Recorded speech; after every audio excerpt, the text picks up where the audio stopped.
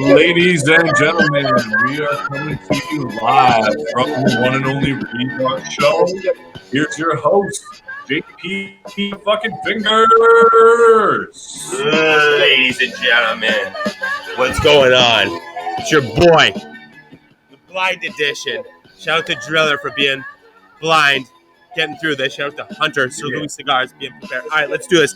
The one and only Rebar Show right now, ladies and gentlemen. It's your boy, JP Fingers, my main man, my man with the attitude, Scott the fucking Driller.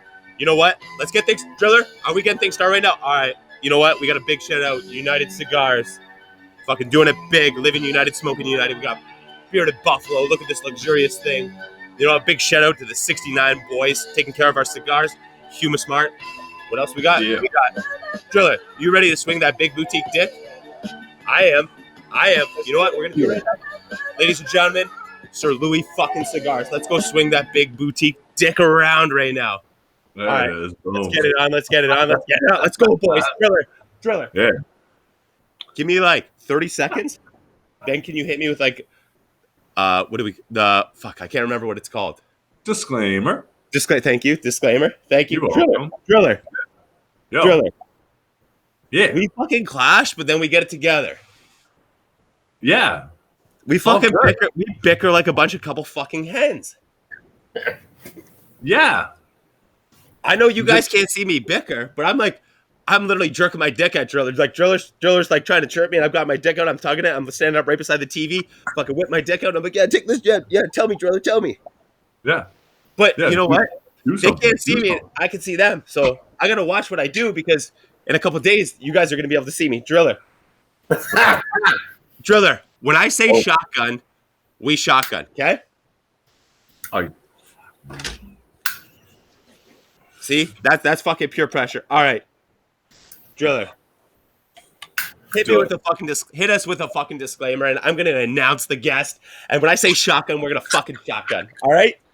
Yeah. So you are joining us on the one and only Rebar Show, and we just want you to know that there's going to be some stuff said this evening that is not doesn't represent our sponsors, and it's just what we got to say. So love it, hate it, and kick rocks. Fucking make like a horse's dick and hit the road. All right, Hunter. I'm not gonna say the fucking name. I'm not gonna say the sponsor. We gotta hype you up with some fucking. This is what I just decided to do today, and of course it went worse because nobody can fucking see me. So you know what? We're gonna do it today. Don't say anything till I announce you. Okay? Okay. You just said okay. Oh.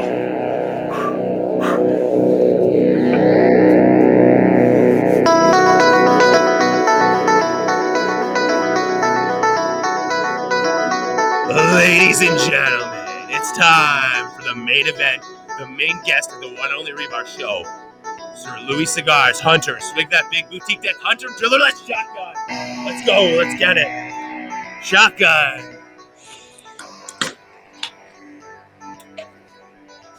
Look, I'm doing it to the music.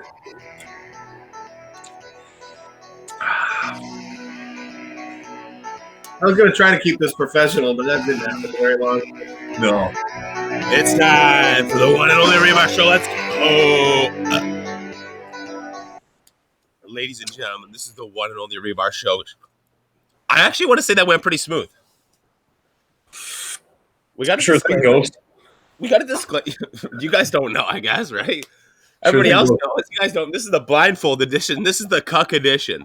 Yes. Yeah, this is the definition of a cuck episode. I apologize to you guys, but if you like it, I don't. You're just sitting in the corner, jerking your dick. We're out here. We can't do that. You're in the safe zone. I mean, you could do that. I see it. Yes, you would. Hard pass. This could be a comfortable level. How comfortable are you with me?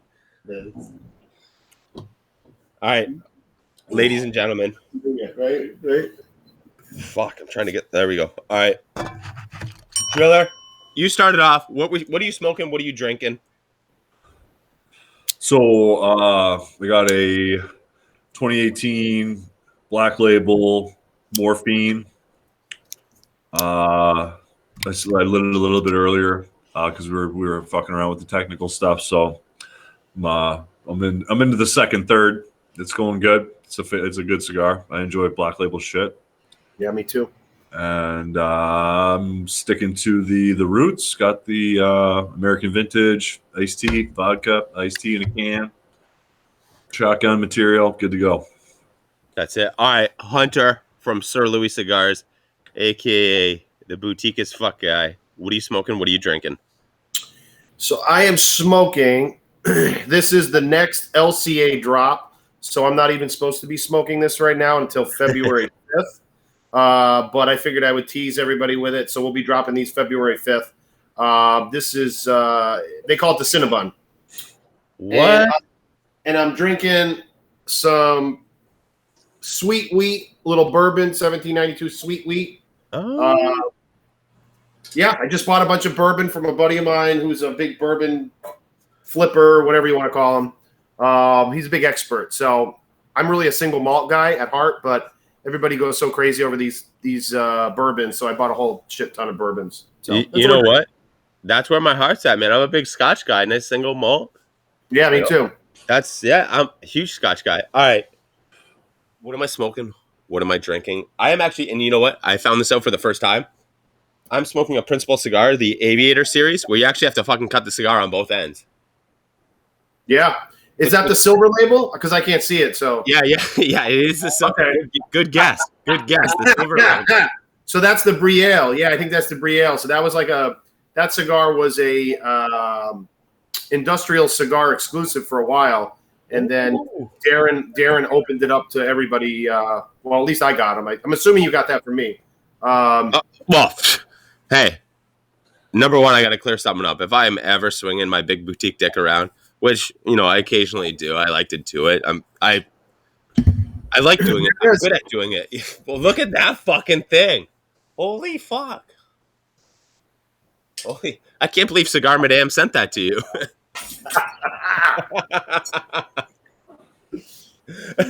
No, but you know what? She traded up for the bigger one, so I got the smaller one. Damn, I'm a little ashamed at what I call the definition of big. No, but you know what? I like to flex that. I like to floss that. And you know what? Dude, Sir Louis, you need no introduction. It's fucking Sir Louis fucking Cigars here, ladies and fucking gentlemen. All right, yeah. Hunter, how was Christmas? How was the holidays? It's good. I mean, COVID, everything's all fucked up for everybody. And it was good. Just really chill. And, I mean, the business end of it has been insanity. I mean, really, since COVID started, everything just started getting more and more busy with cigars and sending out and growing. And we were growing anyway, of course, but I think that definitely sped it up. And then the holiday season was literally insane. I'm so happy it's over. I mean, shipping problems every day. And, we were shipping it out 50 to 70 packages a day. It was just maddening for about, probably 2 months. We're still doing probably about 30 or 40 a day. So, and then of course we got our regulars walking in here too. So it's a lot of fun, man, but busy. I'm busy as all hell. So, but it's good. Would you do it again? Oh, fuck yeah. Why not? Absolutely. All right. Hey, fair Driller. Yo. I think we've talked about the holidays a couple times, but would you do the holidays again, or would you do them differently? Well, like a lack of family wasn't great. And now all the ski hills are closed. So even though it's winter, I can't even go to the ski hill. So I would love to do it differently. See, the lack of family thing, that's what I was stoked on. I'm like, you know what? 2, boom, done, smack it out. JP time, but sans strip clubs. Sans just getting wasted. Like sans not being able to see my friends. That sucked. That sucked. They're not having to be Mr. fucking, well, I am Mr. Social, but I don't always I like being Mr. Social with certain people. So to not have to be like, well, you know what, you got to say, you know what, it was great, but not being able to reap the benefits of it, where it's like, you know what, yo, let's go to the strip club, yo, you know what, let's go get hammered at this bar, let's go to this lounge. That sucked. Yeah, big time. Driller, can you count on one hand how many times we've smoked in a lounge together? Yeah. Yeah. Sure. What do you why not? think? 3 or 4? 4? 4. So I've known Driller. How long have I known you for? 4 years? So I've known Wiseman for 8 or 9 years. I've smoked 3 times more with Driller than I have Wiseman in lounges. Well, and that's the curse of fucking being stuck north of the 49th parallel. That's different up it, here. right? We don't have any Wiseman, fucking there's lounges. that cutoff we like to call Jordan. There's a sunken ship. Fucking looks pretty cool when you're driving by, but you're past that. You ain't smoking with your boys that close to the border or your boys over the border. That's Hunter. Do you have a crew of dudes that you smoke with? You know, like regularly. Like I mean, minimum 1 to 2 days a week. Oh, absolutely. Yeah, you got your boys. Yep, we got our regulars here. I mean, we've got new guys that always kind of come in and out, and you know, you've got I've got one of my buddies here, Nick, tonight with me. You know, at least 3 times a week, every week. So, and we've got plenty of guys that are in here. Some guys will even come in, 5 days a week. So, just depends. Nick has got a good job, or a big dick, or a big dick. I guess maybe both. I don't know about the second part, but yeah. Nick, you could speak up if you want. You could show it. Nobody could see it, but me and the people that watch the show when I air it. He actually works at Great Horse, so we got to go play golf there, man. We were supposed to do it this summer, and then COVID got in the way. Nick, if this summer comes up, and myself and Driller, maybe Wiseman, because he's on a lot of stricter regime than we got, but I apologize now. I apologize now for what's going to happen there. It's going to be a great time, man. You're going to come out. We're going to do it late summer, early fall. By then, vaccine. Driller, are you in, Driller? Will be open. So yeah, once the borders open, everything is fair game again. Oh yeah. Oh, it will be. I got fucking weekends off. Hell yeah. Go back to normal living. What's your best score you shot this summer? Who, me? Yeah. Oh, you don't want to know. I'm a terrible golfer. Maybe like 98, 97, something like that. Respectable. You think so? Glad you think so. We don't play at country clubs. I mean, you catch me on a decent course, pretty good course. Driller see me. Driller see me on a course. Driller's playing a good game, and I'm like, fuck this. I'm not playing this hole. I'm just drinking. I'm just drinking. Well, Driller's been there. Willowdale. That's how we golf. So at Great Horse, it's a beautiful place, and the course is very difficult. It's a manicured beyond belief. It's an amazing place, but it's a very chill place, even though it's fancy and private and all that. We've got radios. They got the best carts with all the satellite radio and TVs and all this bullshit. And here you can blast your music. You can wear whatever you want. It's a really cool place. So yeah. Do you think they would let me and Driller back? Yeah, sure. They've seen way worse, I promise. That's Driller. That's a fucking challenge, Driller. That is a challenge. So you better bring it. Challenge. No. I don't have a problem with being on good behavior when we're like out of town and doing. What have we had? We've had naked guys. Behavior, but it's the bad hole or two that gets the bad behavior going. And you know what? They have these beautiful houses that they built brand new that we can rent, and that's where I'm going to put you guys up. They just built a brand new one. How many bedrooms is that fucker? 6 bedrooms, maybe? No, it's 4. Big one. It's a big house. We'll rent the whole thing, and it's right on the 9th green. And you'll see. It's going to be phenomenal, bro. I mean, it smells like a good time, but it smells like trouble. But both. I love the smell of trouble. So Driller, you got to be there with me, man. I don't got that many buddies that golf. I got buddies that can golf, but I don't got buddies that can just chug drinks, hang out, smoke cigars, be social. I don't got those. Oh, I'm special. I'm special. No, Driller, you are special. Yeah, I win.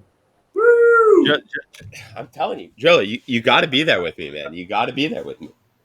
That's awesome. Yeah, absolutely. I'll be there, bro. This was like a proposal. A proposal.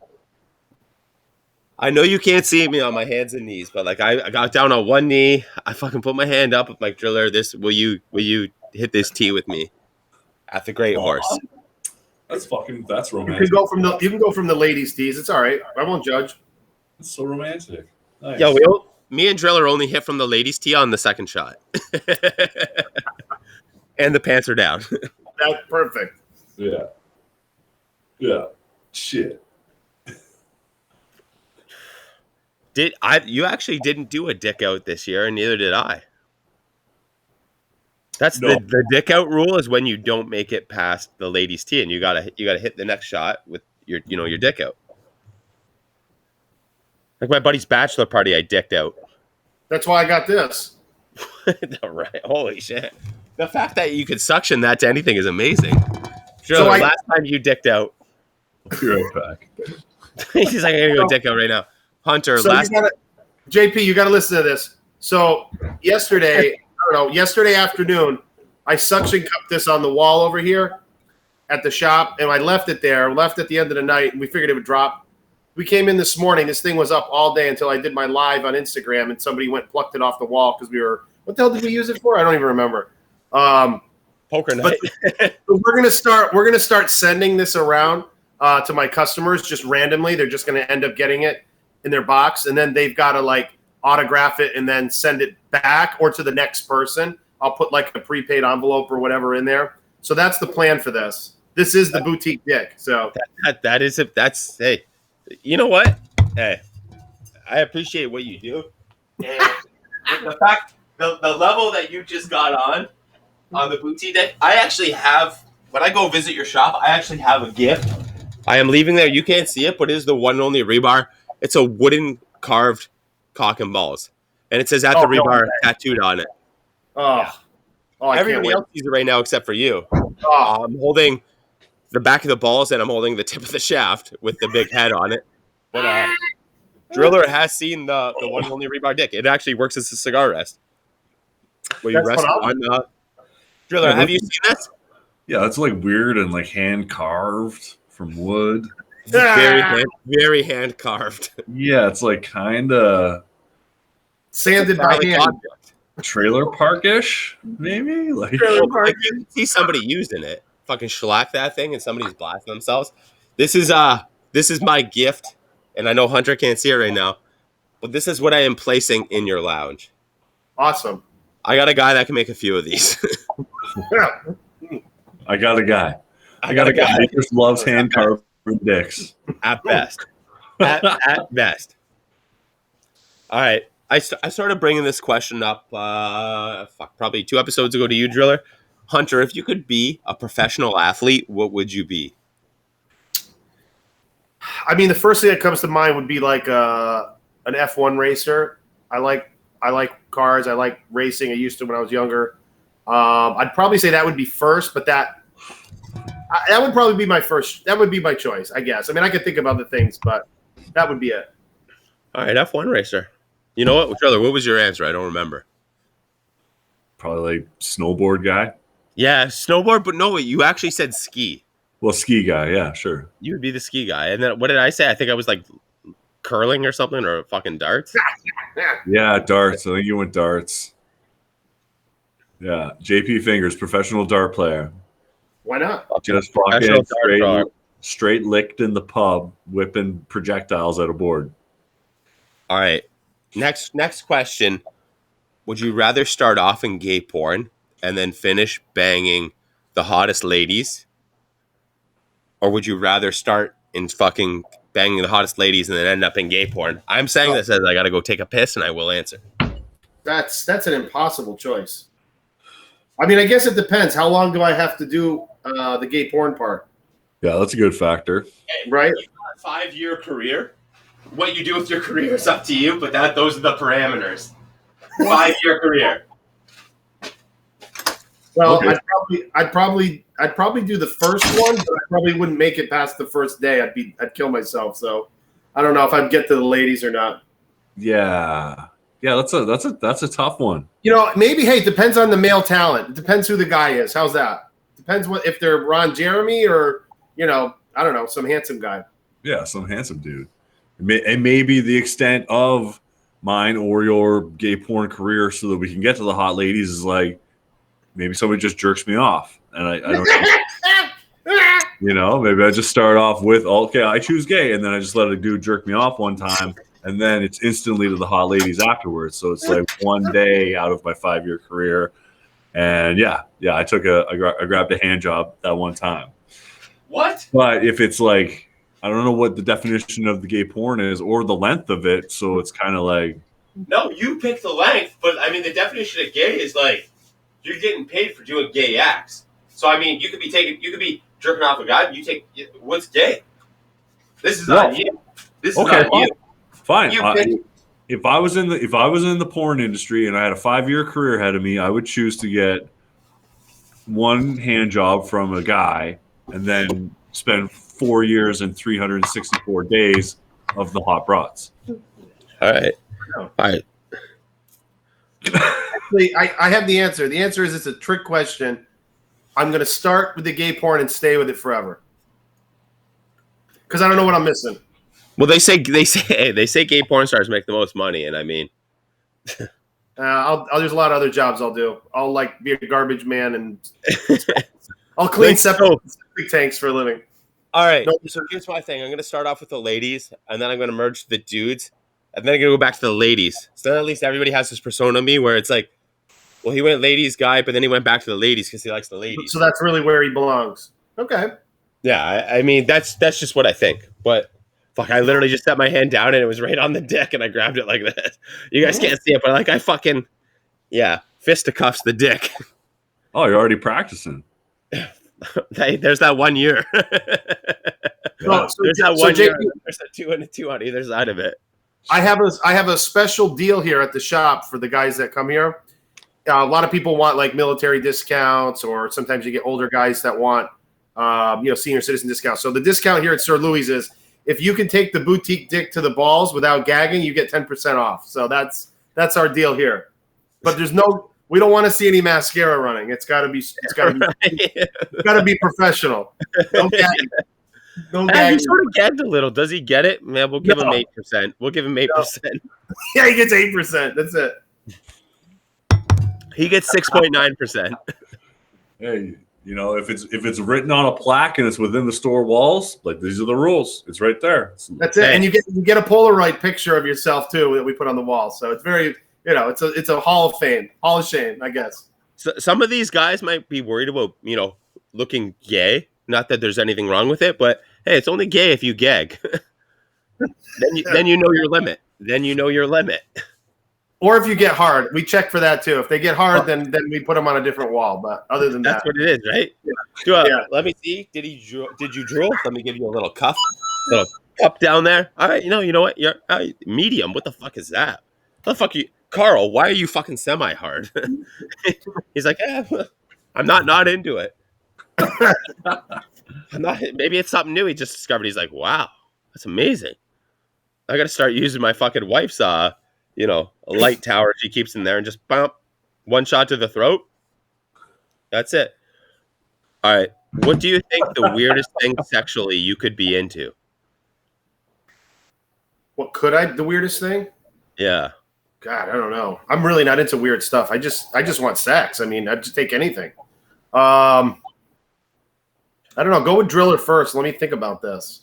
All right, Driller. What do you think the weirdest thing you could be into? Like, you're fucking dog watching. You know what I mean? Like, Sir Louis could be like, Hunter could be like, my fucking 2 dogs just sitting there watching me while I'm packing cigars and fucking doing a sexual act. Like, I don't know. It's fucking bizarre. I don't know. I mean, and what's considered weird? I mean, that's the thing. Yeah, I know. So, like, sorry. Weird to you. It could be fucking normal to me. That's why I don't want to go weird to everybody else, but normal to you, right? Weird to you, but who knows what it is to fucking people, right? Like, let me bang you with the fucking cigar wrapper on, the fucking cellophane on. You and your questions sometimes. Good God.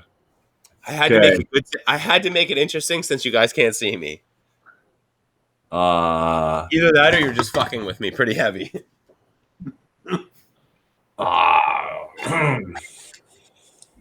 Actually, no. You know what?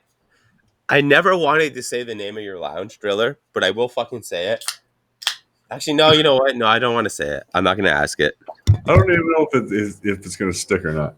All right, so whether or not it's weird or not, it's just something that I haven't been able to do yet. So it's weird to me because I haven't done it. I would love to be able to, bury myself in some titties and go to, finish the deed, just titty fucking. Is that weird? I don't know, but I've never done it to finish. So I've done it once in my career. so I'm going for titty. I'm going for titty. I've done it fucking. once in my career.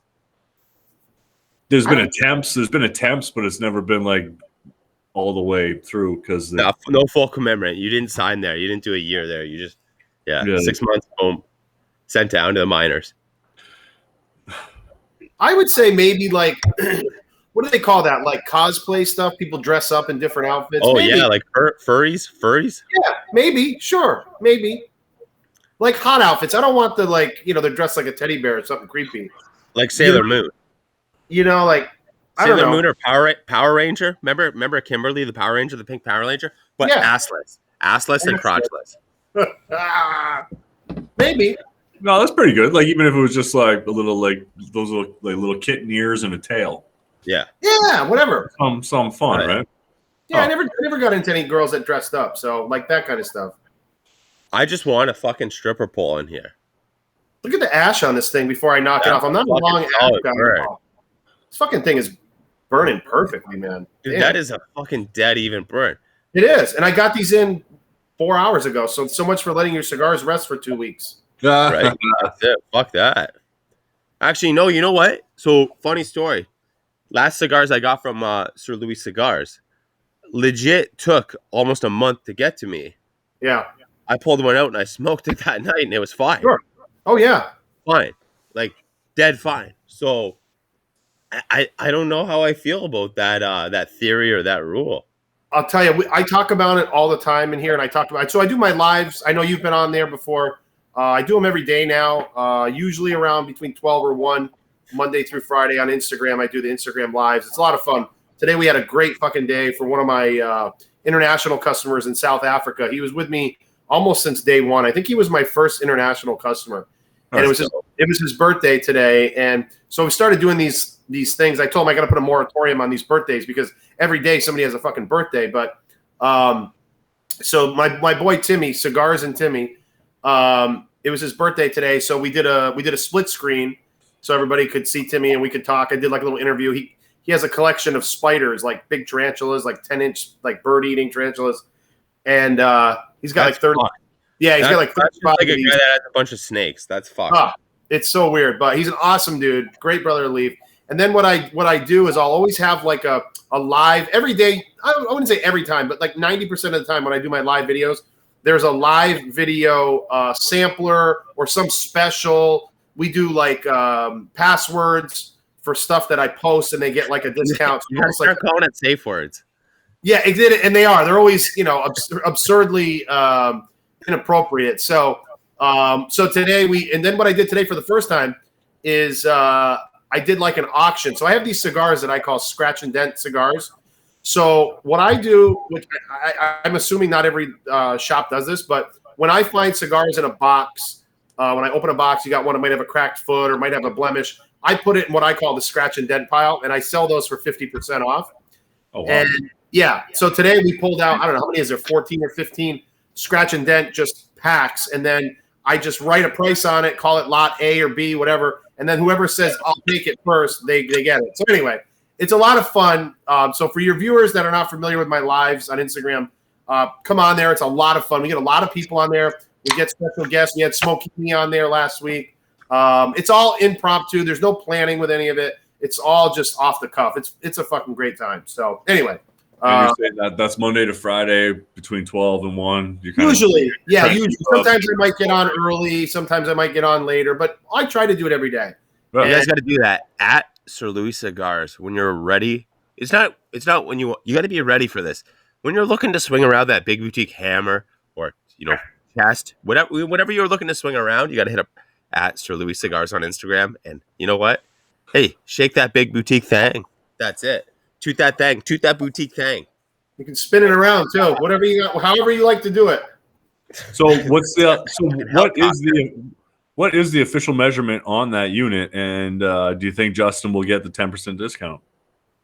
I don't know, man. I've never seen him eat a banana, but He's like Toro. I would say this thing is probably 8 inches, maybe. I don't know. Depends if you count the balls or not. You'd be upmarking my fucking purchases. So I'll tell you what. How I ended up with this thing, I'll tell you another funny story. So on my lives, I did this a few weeks ago. I had this idea. I said I want to be blindfolded and have one of my buddies, Kevin, who's a regular here, pick 3 cigars from the shop. We got hundreds and hundreds of cigars. Unband it, blindfold me, and I'm going to smoke it and try to guess the cigars. I didn't know. I got 1 out of 3. Oh, wow. So, no offense to Kevin, but Kevin sounds like the name Kevin sounds like something that would just randomly stick something in some people's mouth that they don't know idea about. That's just Kevin. That's the definition. I know it's fucking weird, but it's like, who's Kevin? Yeah, you passed out at the party. You just slid his dick in your mouth. You didn't know. Kevin. So Kevin's awesome. He's a great dude. And so what I did is everybody, he's on my lives quite a bit, and he's kind of like the peanut gallery, And and so I said, Kevin, everybody wants you to do a blind sampler. So we set a date. It was a whole thing. And I have a college kid that's my assistant here, Kyle. He's a great dude. And so I said, I got to do something for this. And if I'm going to blindfold a grown man in my shop, there is going to be shenanigans like you would not believe. That's glory hole. Right. So I text Kyle at 6:30 in the morning, the day of. I say, Kyle, you got to go to this adult bookstore. It's like this huge mega store, right? It's been there for 50 years. And I said, I actually took a screenshot of what I wanted. So I got a blow up doll and I got this big dick, right? So I sent him in there to get it. He had to wait in the parking lot till they opened. He's the first guy in. And so that's how we ended up with this. And the blow up doll is another whole long story, but so that's a regular appearance on our lives as well. So it's a pretty crazy lives. We do your viewers would love it. Let's put it that way. I have seen it. I have seen it a handful of times. It's usually during my my work poopy time. Yeah. And it's amazing. It is amazing. It is. You know what? You've been doing that now for probably 2 months, 2.5 months. And you know what? It's like that is like prime time, daytime TV now. Oh, I got a lot of guys. It's golden. I remember like the Christmas raffles. You're like, all right, who wants this for this? Yeah. Name a price, boom. And you're literally tossing boxes. Name this for this. Oh, yeah. You know what? Oh, that was crazy. Sold. You're like first person to fucking hit me with the price in the fucking, in the paying app. You're like, boom, gone. Yeah, that was Black Friday. Yeah, that was Black Friday. I think we did 15,000 in sales on that fucking day. Crazy. Nice, bro. Yeah. I mean, the margins, I lose my ass on these things, but I don't care. Like a little bit here and there to give back and have fun with it. It's not, thankfully, it's not how I make a living here. I wouldn't be even, couldn't smoke a cigar. So, but it's about the fun. It's about the cigars first, about the people, obviously. And then, whatever. All the money that the shop makes, I reinvest into it. I haven't taken $1 from it. I don't think I probably ever will, but I just reinvest it back in, get more projects, do more store exclusives, and just get more amazing cigars. It's why, I think that's why I have the followers and the loyal customers I do, because it's just different than any other shop. It's like, it's not necessarily about making money. So, but we still got to make money to keep it going, obviously. But yeah. So. Hey, it's about keeping it afloat and having a good time. Oh, yeah. And yeah, that's it. That's a big thing, right? It's letting it pay for itself. Mm-hmm.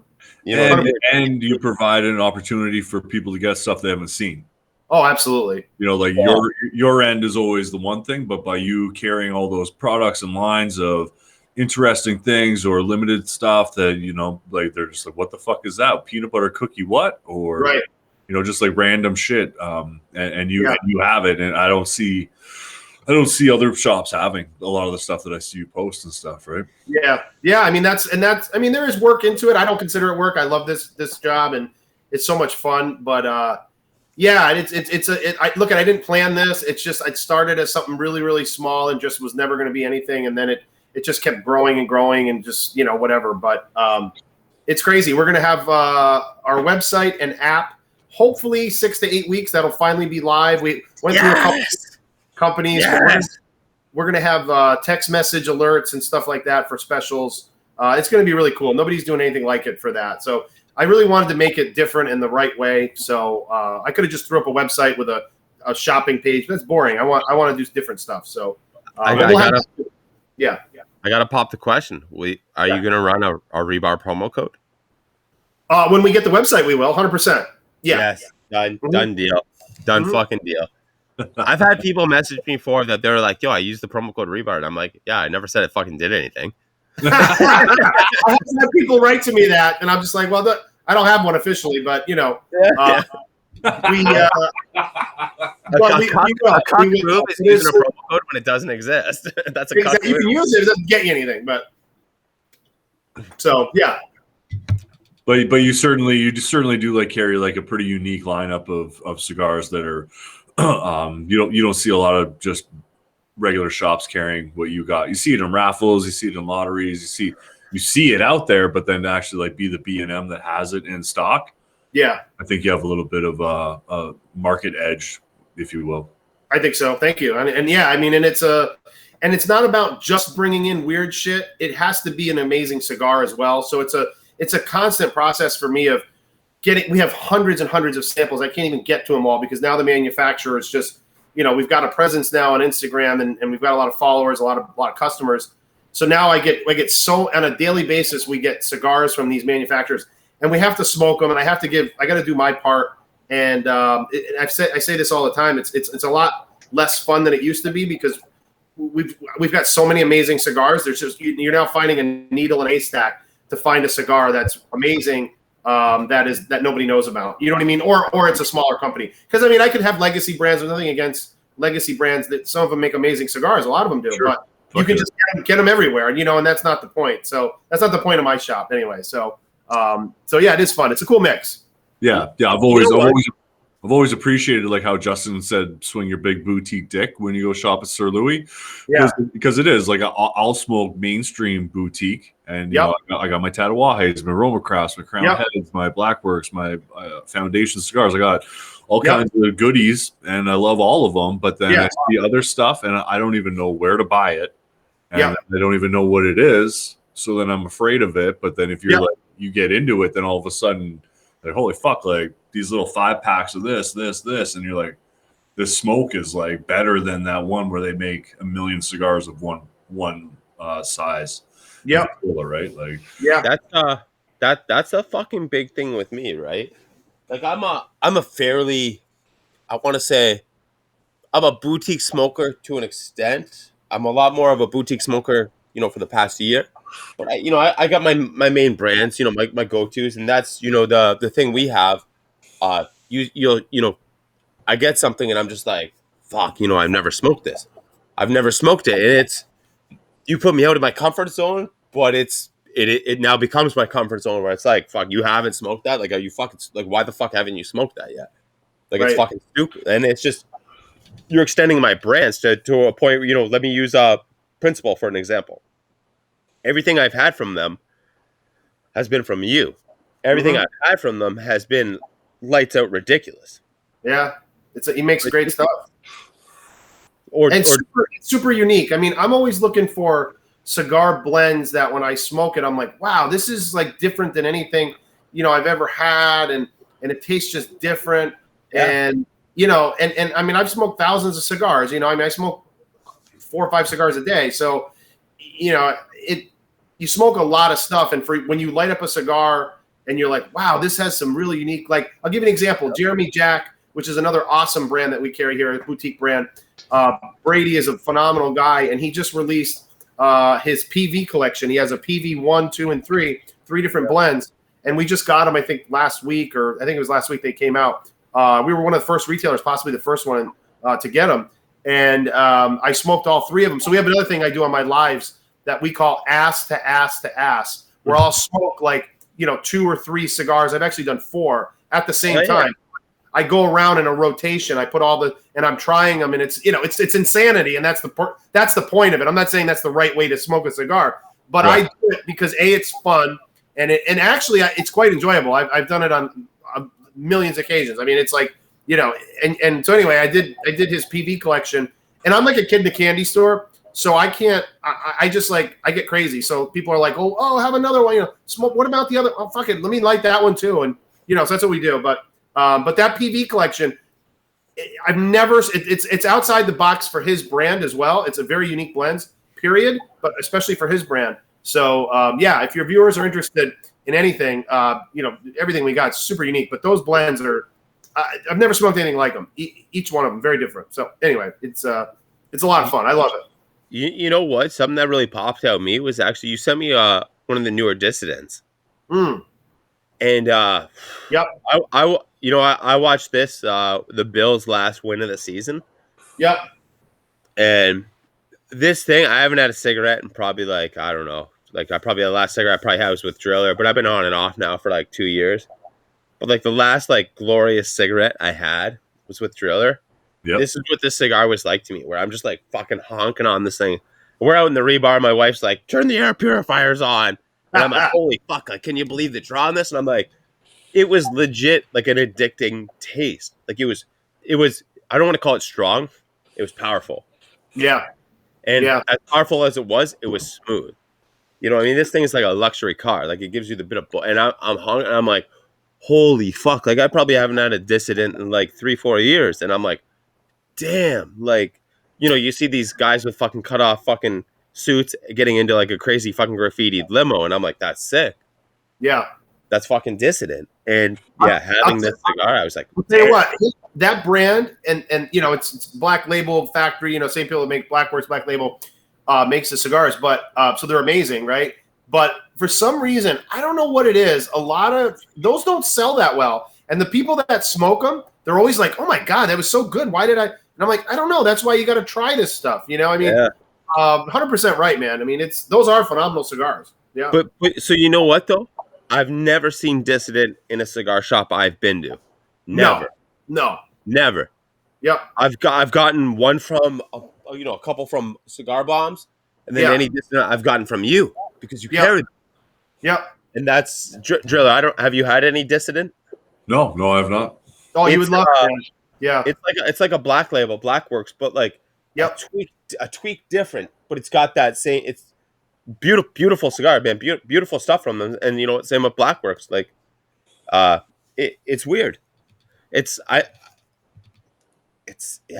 Some stuff I don't smoke enough of, and every time I have it, it's great. And then I actually got I just smoked it not that long ago too. It's something from Blackworks. I can't remember what it is. But guys, I gotta take a piss. Driller, what's a couple things you've been smoking lately that's new to you or different to you? He pees so much. It's like his fucking superpower. So I was actually like rummaging through my humidor today, trying to be like, oh shit, like Hunter's coming on. Like I see all your Instagram stuff, and I was like, shit, like my big boutique dick is just a little boutique dick, right? Like I can only buy with like what's close to me or whatever, and the cigar shops that I've been to in upstate New York and Buffalo, Niagara region they carry everything, but they don't carry like the outside stuff. Yeah. So thankfully, like I was able to have the morphine right now. So, how long have you been carrying their stuff? I think since day one. It was pretty early brand for me for Blackworks. I started with Blackworks, then I started bringing in. I love the Blackworks line, and then I brought in Black Label and Dissident was probably the most recent one. Nice. So we actually had a Black Label Blackworks event here in when was that, October, and it was phenomenal. I mean, we brought in a ton of cigars. I had a great turnout. People, you know, we had people outside. It was still warm enough, you know, so we didn't have all the COVID worries and shit. And had a fire pit going, and it was phenomenal. And you know, for the cool thing when you have the events, you get event only cigars. So like, they have the Lizard King is the Blackworks one. And those, I mean, I think I got like 15 boxes of those. Those were phenomenal. And then Black Label has the Barrio Santo, which is one of my favorite Black Labels. And they were event only. I still have some left of those. I think I got 20 boxes of those. Yeah.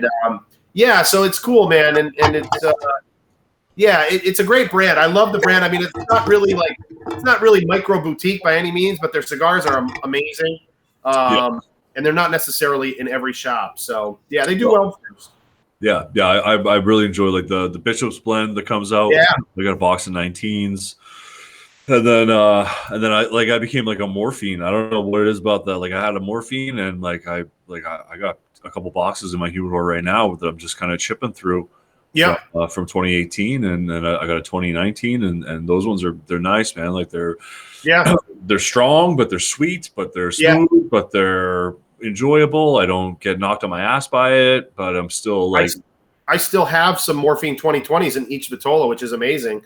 But we buy a decent chunk of them now with all the limited releases. And in fact, Nick's smoking one of my favorites, which is the Super Deluxe Lancero that Black Label did, which was I love that. So good, good. That's a good cigar. Yeah, it is delicious. So That's even a though really good cigar. So even though like as like boutique as you are and you have like limiteds and or limited supplies of different brands, right, that not a lot of people necessarily see in all their regular B&Ms, right? So you'll have all these different awesome different blends coming out and stuff, but something like Blackworks and I want to say Ezra Zion, like at least like they got to be big accounts even though that's small batch. Yeah. So I get every Ezra Nomad release or retailer officially for them. So every time they release something, we get a big chunk of it. I probably get, I don't know if I'm the biggest retailer that at the wholesale level, but we usually get 90 of every release, and some of the releases are 300 cigars. So, I would imagine that, and I have what I call my Ezra Nomad poachers because they know that I get them. So if they miss the text message, they sell out in 10 minutes or whatever. They just DM me and say, hey, give me brass knuckles, give me whatever, They're not the lost and found guys. Yeah, the same thing, right? Yeah, hell yeah. Yeah, so it's that cork, dude. That's like a boutique guy's like Saints and Sinners shit with Tatuaje, all these other brands where it's just you got such a crazy click, like it's ridiculous. Yeah, the Ezra Nomad guys are a special. I shouldn't say guys and girls. I sell to almost I think it's 18% of my customers are females, and I always like plugging this because I think that's a high ratio for most shops, and they're real cigar smokers, like Smokini. She's a customer of mine. She's a sweetheart. And, and here's the other thing with my particular business. I don't send people people write to me and say, I want to be an influencer or these girls want stuff. And I'm like, I'll sell you cigars, but I'm not giving you free stuff. Like, you know what I mean? Like it's just not going to happen. But if you want to buy cigars from me, that's great. And I might, I'm a sucker for a pretty woman, of course. So you might get some extra stuff, but when someone asks for something, like I just, but yeah, I got a lot of female customers, and I'll tell you, they're no joke. They smoke great cigars. I mean, they're not smoking, only Connecticut's or, whatever. I mean, they're smoking, the same cigars men do. I mean, I always love saying that because I think a lot of men kind of sometimes give women a shit in the industry, and we shouldn't. The guys that do should stop, Yeah. There's some posers out there that do it for attention, but they don't buy from me. So. Yeah. Oh yeah. There's definitely the posers. So like my girl, she started smoking cigars since we got together because I've been smoking for longer than our relationship. Yeah. So she actually fell in love with the Viaje Honey Hand Grenade.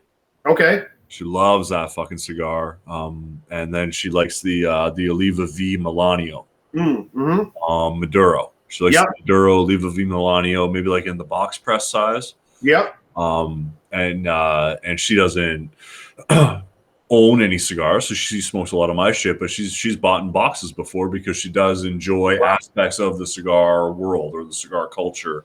Yeah. Or that you're going, like we go on a road trip or something. It's like, hey, like one of the things on my list is going to these 3 lounges and getting some inventory to go back home with, so I have some stuff to smoke. She's never like snuffed her nose at the cigar industry or whatever, right? Like she likes tobacco, right? And she found those 2 cigars. She loves the Milanio. She loves the fucking Honey Hand Grenade. And if the Milanios are obviously like a hell of a lot easier to find than the Viaje stuff, but at least she's got something that she likes and she smokes and she's consistent with it. And she'll never like turn her nose up to the idea of going to have a cigar and shooting the shit in the lounge or anything like that, right? She likes Yeah, being part that's of, cool. and that's been really cool. That is really cool. I got some customers that come in here with their wives. In fact, one of my customers brought his wife to the event, the Black Label one that we did. And like, I got a customer came in here, bought a box of Clowns the other day. He loves the Clown cigars, and his wife smokes some. And, she likes the Angelique, which is one that Principal makes. It's a sweet tipped. So it's not an infused cigar. It just has a sugar tip. It's in a pink tin, whatever. And Darren made that cigar as like a transition cigar for anybody, any smoker that was going from like, infused to regular cigars. It's kind of like a little bridge, I guess. But so she likes those, and she'll try other ones too. And it's cool. And all the guys when we're in here are like, "Oh, you're lucky, dude, that your wife or girlfriend or whoever likes to enjoy with you," because it's not the norm. Let's face it, but it is cool. And I think it's there's nothing bad. It's all good. I mean, so. No, yeah, and there's just things that like if your partner or your girl doesn't smoke, then like when I come in from doing this right now, like I'm gonna fucking stink, right? And she doesn't say anything because she smells the stink of cigars, and it's like, oh, it is what it is. Yeah, it's not like don't kiss me, don't hold me, you fucking reek right now. Oh my god, how many cigars do you have out there? Kind of a thing, right? There's no bias against it because there are, unfortunately, out in the world there's a lot of dudes that smoke cigars, but they get a hard time when they go inside. Oh yeah. Or they'll have one on their way home from work in their car and come out and they stink, and your wife's like, did you actually just come home from work, or did you fucking block a few times and enjoy your cigar before you came inside? Like there's this like hey. Some women don't want men to have fun, and that's just the way it is. It doesn't matter what it is. If it's cigars or golf or going out to the bar or whatever you want to do. Yeah, no, we've at least for myself, like it's always been very important that I have as much as I enjoy going and smoking with her, and she's firing up a Melanio, and like I'm having my cigars, and she's there and present, and it's awesome. There's also that aspect where it's like, hey, like I'm going to have a cigar right now, and this is like a me thing. I love that it's an us thing, but you don't wake up in the morning and like think about smoking a little dog walker cigar. Right. I do, but she enjoys cigars on her terms, and that's amazing. But there's still that separation where it's like this is a Scotty thing. This is a driller thing. This is like, hey, like I'm going out into the garage right now. I'll see you in an hour and a half. Yeah. And I don't get too hard of a time about it either, because if your girl or woman is supportive of like cigars, she knows that it's like a chill thing. It's like hey, I'm just like collecting my thoughts. Like I just worked a 10-hour shift, or some shit went down on the phone, or I got a bad email. Hey, like I'm just gonna go sit for a little bit, have a cigar. I'll be right in afterwards. And they're okay with that, and that's nice. That's not necessarily rare, but it's not normal. Yeah. No, okay. I don't want to come on the opposition of it, but there's times you like smoking cigars with just the boys, and then there's like, hey, you know what? My wife's gonna be there. Cool. Is it cool? Thoughts on, but it's.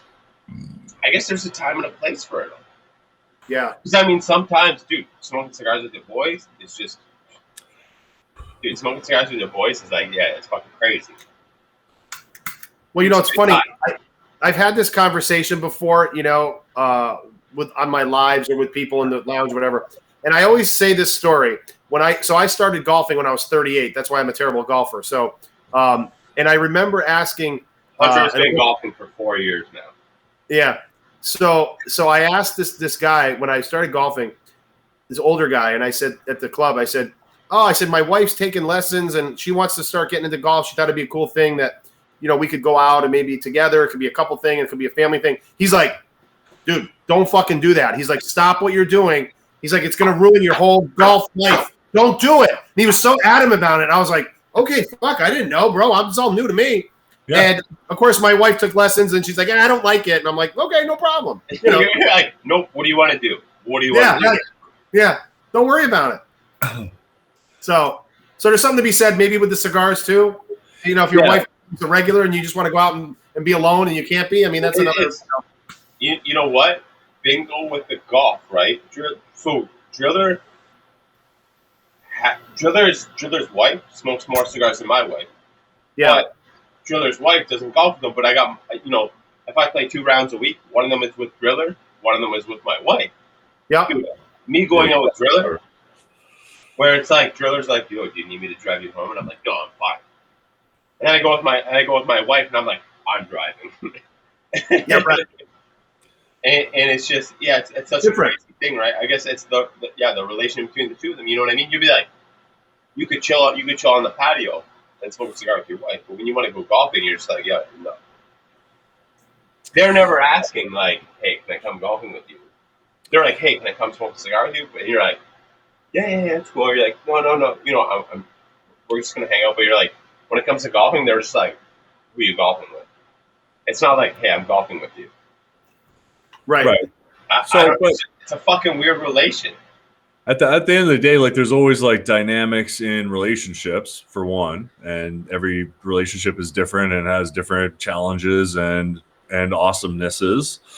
But then there's, regardless of anything, I really do advocate for that. I should have individual activity. Yeah.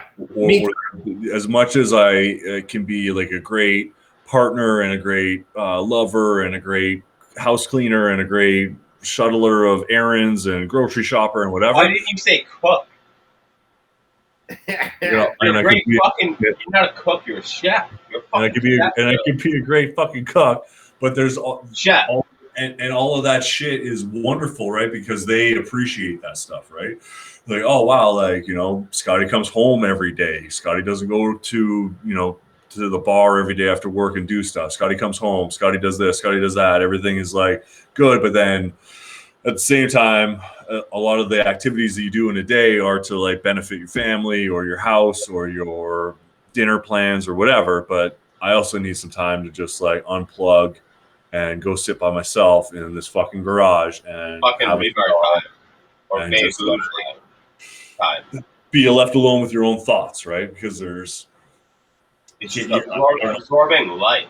You can't just be like level 10 on the relationship all the time, right? Like, right. I can give so much, and then you hit a point where if you give any more, it's like you hold a resentment against it. You're like, wow, like I've lost my identity because all I am is a relationship now.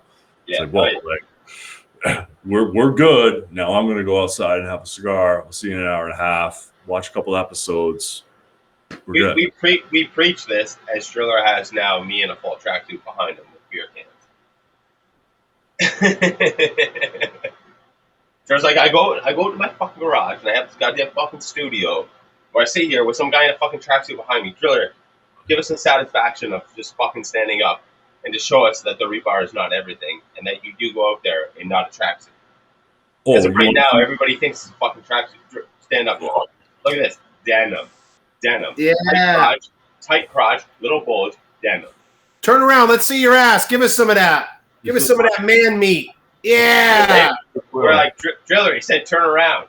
Driller, show us it. No, I don't have so much room, though. Look at this little thing. Look at this guy. This guy's been on the exercise bike. This thing looks like a fucking bicycle seat. You got to bend over and touch your toes. That's how we do it here. That's it. Hey, get ready for the discount code. Yeah, right. Yeah, it's only going to hurt for a minute. All right. You know what we got to do right now? All right. Hunter, Sir Louis Cigars, big boutique dick guy. I'm going to say 5 cigar brands. You have to associate each brand. I'm going to say the brand. You got to associate something with it, okay? Okay. All right. CAO. Fat old guy. All right. Principal Cigars. I got to pee. Principal Cigars, Elegance. All right. Blackworks. I'd say Trendy. All right. That's a very fair answer. Gurkha. Junk. What was that? I guess I'll never have a Gurkha account now, I guess. Yeah. What you would sell for Gurkhas there, I think, honestly, I will pay the difference for you not to have them. I'm gonna be fucked in a year if that was your number one seller. Yeah, no kidding. Nah, I'm not going to probably ever carry any Gurkhas. No offense, Gurkha. They don't care about me anyway. Who cares? What was that? 3? I think that was 3. Maybe. Keep going. All right. Number 4, Cohiba Bihike, the Cuban one. Overpriced. All right. Okay, number 5, last one. Number 5, last one. Espinosa.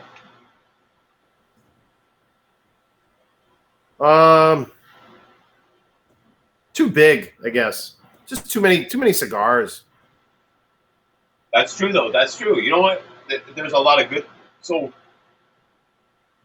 you know, I like to think we have the same opinion on cigar companies, where they have, you know, maybe 5 solid fucking cigars, but then they around those 5, they have another 15.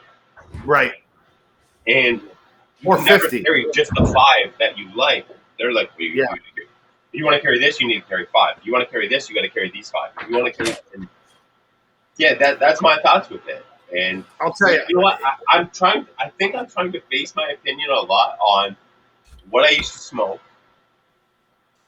what I would potentially smoke now, and what you send me. Because honestly, I think what you send me is my fucking palate, like 100% my palate. And it's ridiculous. The stuff that I smoke now, to where I know my palate is, like number 1, I always go through number 1, what you send me. I'm like, let me smoke what I think I want to smoke first. I did the Room 101 anniversary. Yep. That's a stupid cigar. Fucking insanely good. Insanely good. Yeah, I did the bucket of chicken next from Room 101. Yeah. Amazing. I did that Blackworks next that you sent me. Then I did the Dissident, and I was just like, I'm sitting back in my chair, and I just thought I fucking smoked fucking weed for an entire day. I was just like, damn. Like that shit literally blew my. I was just like, holy fuck. Like that's good shit. Yeah. So it is. I want to say, you know, from our relationship, I want to say you know what I want to smoke. Just putting that out there. And thank you. Yeah. I'll tell you what. I do for a lot of my customers, and people have been with me since day one. What they do, a lot of them, is they'll just send me money. They'll say, here's $100, here's $150, $200, whatever. Just surprise me. Just you know what I like. Yep. Send me whatever you want. I got quite a few guys like that. And it's really a flattering thing. I mean, and I'll tell you that's probably one of the nicest things with this business is the trust that my customers put in me, and you know, and now it's to the point where I've got people that are buying cigars from me for the first time, and their buddies might all buy from me, and they're like, look, my buddies, all they do is talk, crazy stuff about you, or whatever, and the cigars you have. And he says, I trust you. I trust whatever you or I'll have guys that'll say, you know what? Oh, I want that sampler you put together for $69, and I'm going to send you 100 and just surprise me with, a few more. Your dealer's choice. Yeah. And that's a lot of my business, and it's flattering. I mean, it really is. So I appreciate that you saying that. I mean, and thank you. Yeah. I mean, it's, Hunter, I've never received anything bad that I'm like, I wouldn't smoke that. It's just like, you know what? If I was picking on a 5-pack, yeah, that'd be my last pick. I'd still fucking love to smoke it. Yeah. 100%. Like it's, yeah. Driller, when next time you come over here, I'm gonna hook you a thing or two. You're gonna smoke it, and you're gonna be like, "Holy fuck, that's fucking good." I feel like I've smoked a lot of the shit dead sober or one drink, or I'll read online what should I pair this with. You know what? Let me try that. Smoke another one with what I want to pair it with, and I'm just like, overall, it's a fucking good cigar. It's just a good cigar. It's so much fun. It's so much fun, man. It's great. Now, with like the broad range of unique low quantity cigars that come your way, like. So you mentioned your palate earlier, and you even said like you would have like maybe 3 or 4 in the ashtray, and you'd be smoking one at a time and whatever. So like you got to be pretty comfortable like with what you're experiencing You know, I'm the first one to say that my palate is whack. You know, I have a hard time like tasting even my own food that I cook. Like I'll get Rachel to come in and be like, hey, like how's this taste? And she tastes the soup or the chicken or the beef or whatever. She's like, oh, it needs a little bit more. And meanwhile, I took it in my mouth and I was like, oh, it's fine. Like it tastes like good cigar. It tastes like good food. It tastes my palate is either it's good or it's bad or it's for me, it's for not for me. Yep. But to actually like, you know, sit down with 3-lit cigars and smoke 3-lit cigars at the same time, I would fail that test all day long because I don't feel like I'm able to pick up on like the nuances of cigars too much. I hear people say it a lot, you know, and I do when I do my lives, and even when I just smoke cigars in here with the guys and get new stuff in, or people, you know, we might be all smoking the same thing to try it and see everyone's opinion. I don't make shit up. I mean, you know, you read reviews and people say, oh, I got burnt marshmallow, or I got, you know, I've gotten weird stuff. I get stinky feet. I get cotton, like fresh socks. I get women's like makeup, perfumey, like this powder notes. I get all kinds of off the wall shit. Of course, you get, you know, nutty flavors, spices and cinnamons and leather notes, and, you know, all certain cigars, certain blends, certain tobaccos have certain characteristics I think most people can pick up. And I'll tell you, I think a lot of what it is, I tell people the way when I'm tasting a cigar, first thing I always tell people to do is do a cold draw. Every time you smoke a cigar, now it's just habit of mine. I'll cut it and cold draw it. You know, cold draw it for a minute or two. I'm not saying suck on it all day, but, you know, for 30 seconds, a minute or 2 minutes, and think about it. Like, oh, because some beautiful cold draws. And then what I like to do too, when the cigar is just, you know, smoking a little bit, just run it under your nose and inhale some. It's almost like a reverse retrohale, and you pick up. That's where I pick up a lot of the flavor notes, is actually doing that more so than actually smoking it. And of course, retrohaling it is like I always say, it's almost like giving cocaine to your dog, like to your sinuses. It's just so overwhelming. I don't retrohale. A lot of the time it's too strong. Yeah, I don't retrohale a lot with cigars because I find it's great for that 1 second, but then it can almost like blow your palate out. So from my experience, and I know guys that retrohale constantly, and I don't know how much, you know, I mean, you get different notes retrohaling. You get different notes, you know, smoking it, different notes doing this, different notes cold draw. Do all 4 of those things, and you'll be surprised how much more you get out of the cigar, I think. You know what, though? In my opinion, I gotta literally express this. In my opinion, I think the guys that retrohale all the time, those guys are condescending. Because something you're like, I taste this, and 10 other guys are like, I taste this guy. The one guy in your group retrohales, and you're just like, it's fucking sour cream. And you're like, dude, like, you know, you're fucked. Like, I don't get that. Driller, this is what we're gonna do, Driller. Next time we actually are able to meet in person, you prepare 3 cigars for me without a band, and I will prepare 3 cigars for you without a band. Okay, well, no, because like this ties into like the what's in Evan's mouth segment, right? Right. We're not going to ban it though. Oh no! But I get that. And Evan, bless his fucking heart, is able to get like close. He like I've given him cigars and put a fucking post-it note wrapped around it with some Lewid fucking name on the label, and next thing you know, like he's like, boom. But Hunter, you even said earlier, right? Like you had those 3, so you blindfolded yourself. You got 3, and you picked 1 out of 3. Yep. Right. I don't think I can do that. So I think that I think my palate is shit.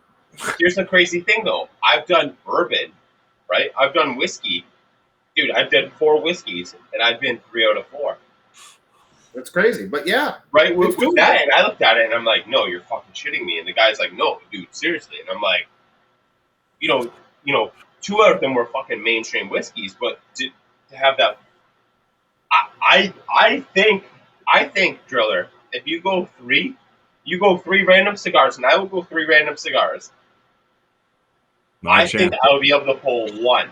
No, you might be able to pull 1, but like in the last 4 years that I've been smoking cigars, I can tell the difference between something I like or what I don't like. But as far as like picking up on notes or identifying a cigar, like you could literally give me like I think your palate is better than mine. my favorite cigar at the moment is Roma Craft Cro-Magnon Mode 5. It's the perfecto shape. It's got that nice fucking tip on it. I love them. Those are fantastic. If you blindfolded me and gave me one, I don't know if I would be able to identify it, and that's my favorite cigar. You would. I don't know. I truly think you'd be able to do it. You could give me a Mode 5, whether it's fucking, the dark one or the fucking light one. I'm gonna tell you, I don't fucking like it. I truly don't like it. You give me an Anthropology, and I'm gonna be like, damn, yo, this is that. Right? I feel like we gotta talk about it. I fucking broke the seal, dude. I truly think you telling me right now the 3 cigars that you think you would be able to pick out. 3 cigars I'm giving you. Next time we smoke together, 3 cigars I'm hitting you. What do you think they are? So the first cigar I'm going to give you is a piss funnel, and the second cigar I'm going to give you is a drill to drill through your wall to the outside. And then the third cigar I'm going to give you is a piece of PVC piping that goes from the piss funnel through the hole that you drilled into the outside, and you can just do the rebar show, pissing through your piss funnel, and then everything would be fine. Yeah, no, palate is like one of these weird kind of conundrums for me with the cigar thing. Like I've always enjoyed the benefits of having me time. I noticed that, even like the nicotine or whatever it is, like it relaxes me. It sets up an opportunity where I know that if I'm going to light a cigar, that for the next hour 15, hour and 30, I don't have any other obligations. Right. So I go out to smoke a cigar because it gives me that time where it's like, hey, like it's 4:30 in the afternoon on a Saturday. I'm coming in for dinner at 6. Until then, I don't got shit going on, and I can just be at peace while having the cigar. But as far as like picking up on notes of stuff or actually being able to smoke a cigar blindfolded and being able to know if it actually was like one of my go-tos, I don't know because they just taste good. Yeah. You should try it, though. You'd be surprised. So when I did the blindfold with my friend Kevin here, and he's a guy. Kevin again in the blindfolds.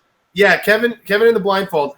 When we did the taste, the 3 blindfolded taste test on him, he's a guy that's the same. I would say he says the same thing you do, Driller. He's like, this is a guy that's been smoking 35 years, 30 years, and he smokes 4 or 5 cigars a day, all over the map, smokes everything. And he always says, I don't get any of these notes you guys talk about. It's almost like a joke, And but so I blindfolded him, and again, I got hundreds of cigars in here. He didn't know anything. I picked the Room 101 Payback, but the original Payback Maduro Robusto, one of his favorite cigars. And I was like, he'll probably get this because he loves this cigar, but he's not going to know. And then I got him a Connecticut. I got him the School Bus by Julian Sued, which is a Connecticut. And then I got him what the fuck was the other one I gave him? Oh, the Dapper Desvalido. And he smoked. He's had all these cigars, and he got the Room 101 instantly. He nailed it. Wow, cool. Yeah, and this is a guy that says, "Dude, I don't know any of these tasting notes and all this bullshit you guys talk about." He didn't. He got he knew it was a Connecticut. He didn't guess the School Bus, but he knew it was a Connecticut. And then the third one, the Desvalido, he actually said, "Oh, it's a Habano." He's like, "I think it's Dapper," and he's like, "I can't think of the name." He's like, "But I think it's the Dapper." He couldn't think. And I gave him like 3/4 credit on it because he couldn't come up with the name. So he almost got 2 out of 3. And this is a guy that says, I don't get tasting notes. I don't. So that's what I'm saying. You should do it because you'll be surprised. So I noticed when I was blindfolded that I tasted things so much more like heightened, like it was, you know what I mean? Like, because you're just, it is. And it's the same reason like people blindfold, sex partners, I guess, It's been a long time for me since I had a blindfold. I mean, 1,000 years or something, but so I don't know, Driller. Yeah. Handcuffs are more recent than blindfolds. Driller. Yeah, there you go. when we get ready for what we're smoking, what we're drinking, you throw your blindfold on, I hit you with the drink, and I hit you with the cigar. I'm hesitant as fuck because I feel like my mouth is like a wild ride and like my nose is way. It's a win-win though. It's a win-win at the end of it. You know what I have. Yeah. Oh no. I've thought about that before when you were doing the what's in Evan's mouth thing, right? Because I'm like, but you do have quite a like depth within your personal humidor, right? Like you can go back years to stuff that doesn't exist anymore. You probably got old Connecticut's laying around. You got. I don't think I actually own one Connecticut right now. But I'm telling you, we now have to create this. It's not what's in Evan's mouth. It's now I'm blindfolded. What the fuck's in my mouth? Well, I know, but I'm just saying, like, obviously, like I've never done it. I've never done the blindfold. I usually relate an experience behind the band and all that kind of shit. I'm not going to handcuff you. Let's fucking do this. You get to smoke a cigar that's probably going to be in your wheelhouse, but you got to give me 3 guesses as to what you think it is. Just mouthfeel. It's very sexual. Very sexual. Yeah. A lot of mouthfeel. A lot of just what are you comfortable with? Brother, seriously. Why do you got to keep on saying the word sexual? Like, you know how feisty the rebar gets. You're going to be blindfolded for at least half an hour. So if you guess it, that blindfold's off right away. If you don't guess it, you got to wear it for half an hour and smoke it. Yeah. I think this would be a great thing to do. When me, you, and Wiseman get together, we rock, paper, scissors. The loser wears the blindfold and gets the fucking mystery cigar put in his mouth. And they got to guess it. Yeah. 1 out of 3 chances. 1 out of 3. Right. Pretty good odds. Pretty good odds. Funny. Vegas, we actually got to get our bets going on fucking Vegas odds right now. When we get together, me, you, and Wiseman, one of us has to wear the blindfold and smoke the random cigar. So every time you come, bring a random cigar for that guy to smoke. Not a big deal. Not hard to do. That person's wearing the blindfold and they got to give their fucking review on it. Boom. It's not what's in Wiseman's mouth now. It's what the fuck's in so-and-so's mouth. Right. Yeah, every time it's different. I'm telling you, Hunter. Yeah, like I think the biggest thing that Sir Hunter. Yeah. I gotta get knighted. Yeah. Louis got knighted, but I didn't. I don't know how that works. Hey, you're a Louis handler. That's right. Driller. I'm telling you, next time you come here, whether you like it or not, I may have to handcuff you, but you're putting on a blindfold. Worse things have happened at the rebar.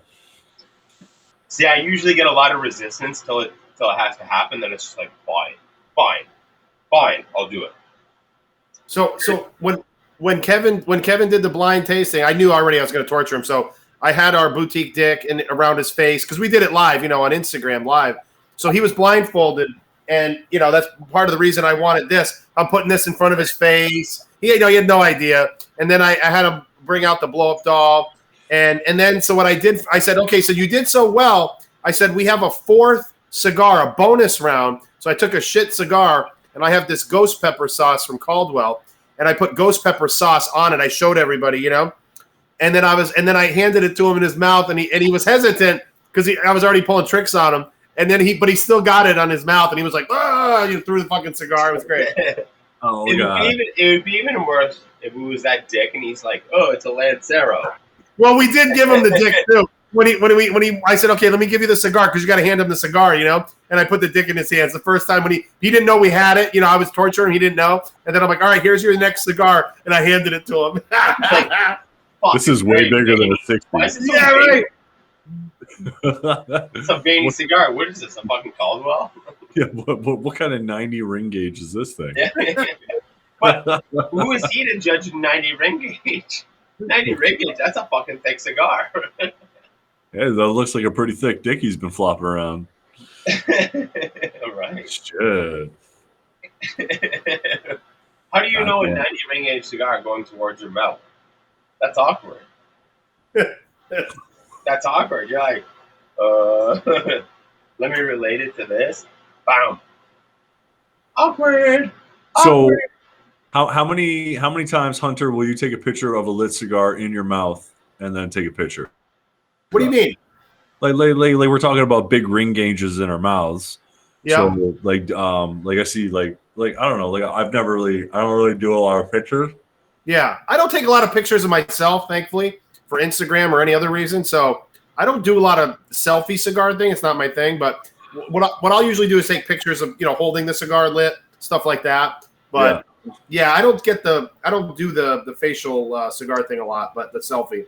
For No. for those just listening, not viewing, Hunter's a fucking stud, number one. Hunter's a fucking beauty. You gotta start watching it. Watching it. Hunter's a fucking beauty. Legit fucking beauty.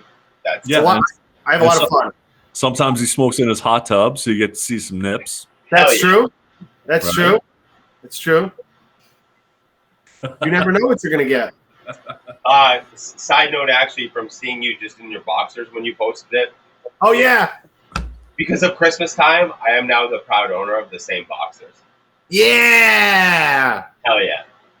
Dude, that was so funny when that was just an impromptu thing. It was voting day, and I took a picture of me in my Abe Lincoln boxer shorts, and with a padrone, of course.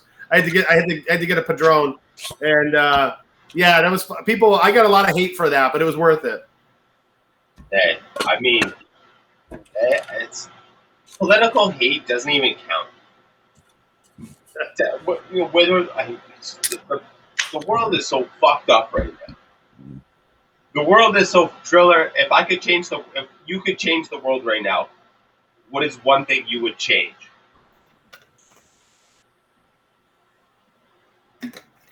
I went deep. All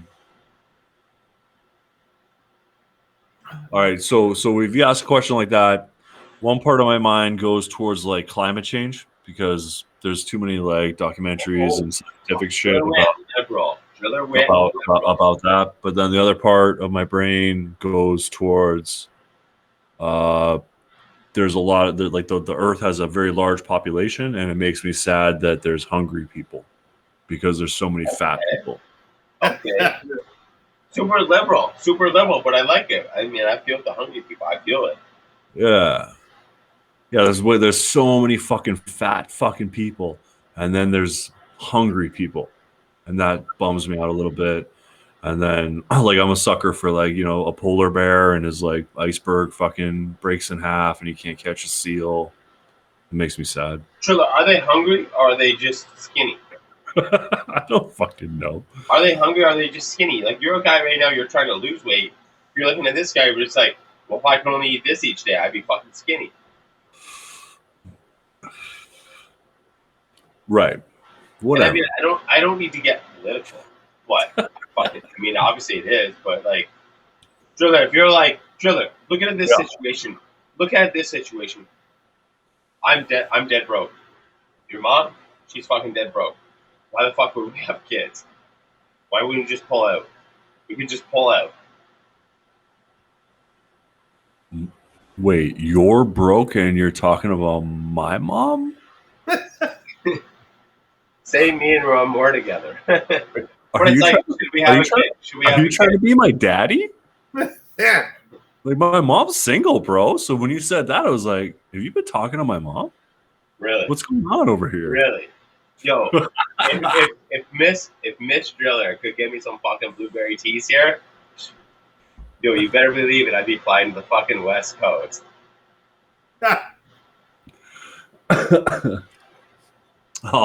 Goddamn. Call me dad. Call me dad. Call me Papa Fingers. Yeah, Papa Rebar. But thank you. Hey, what's up?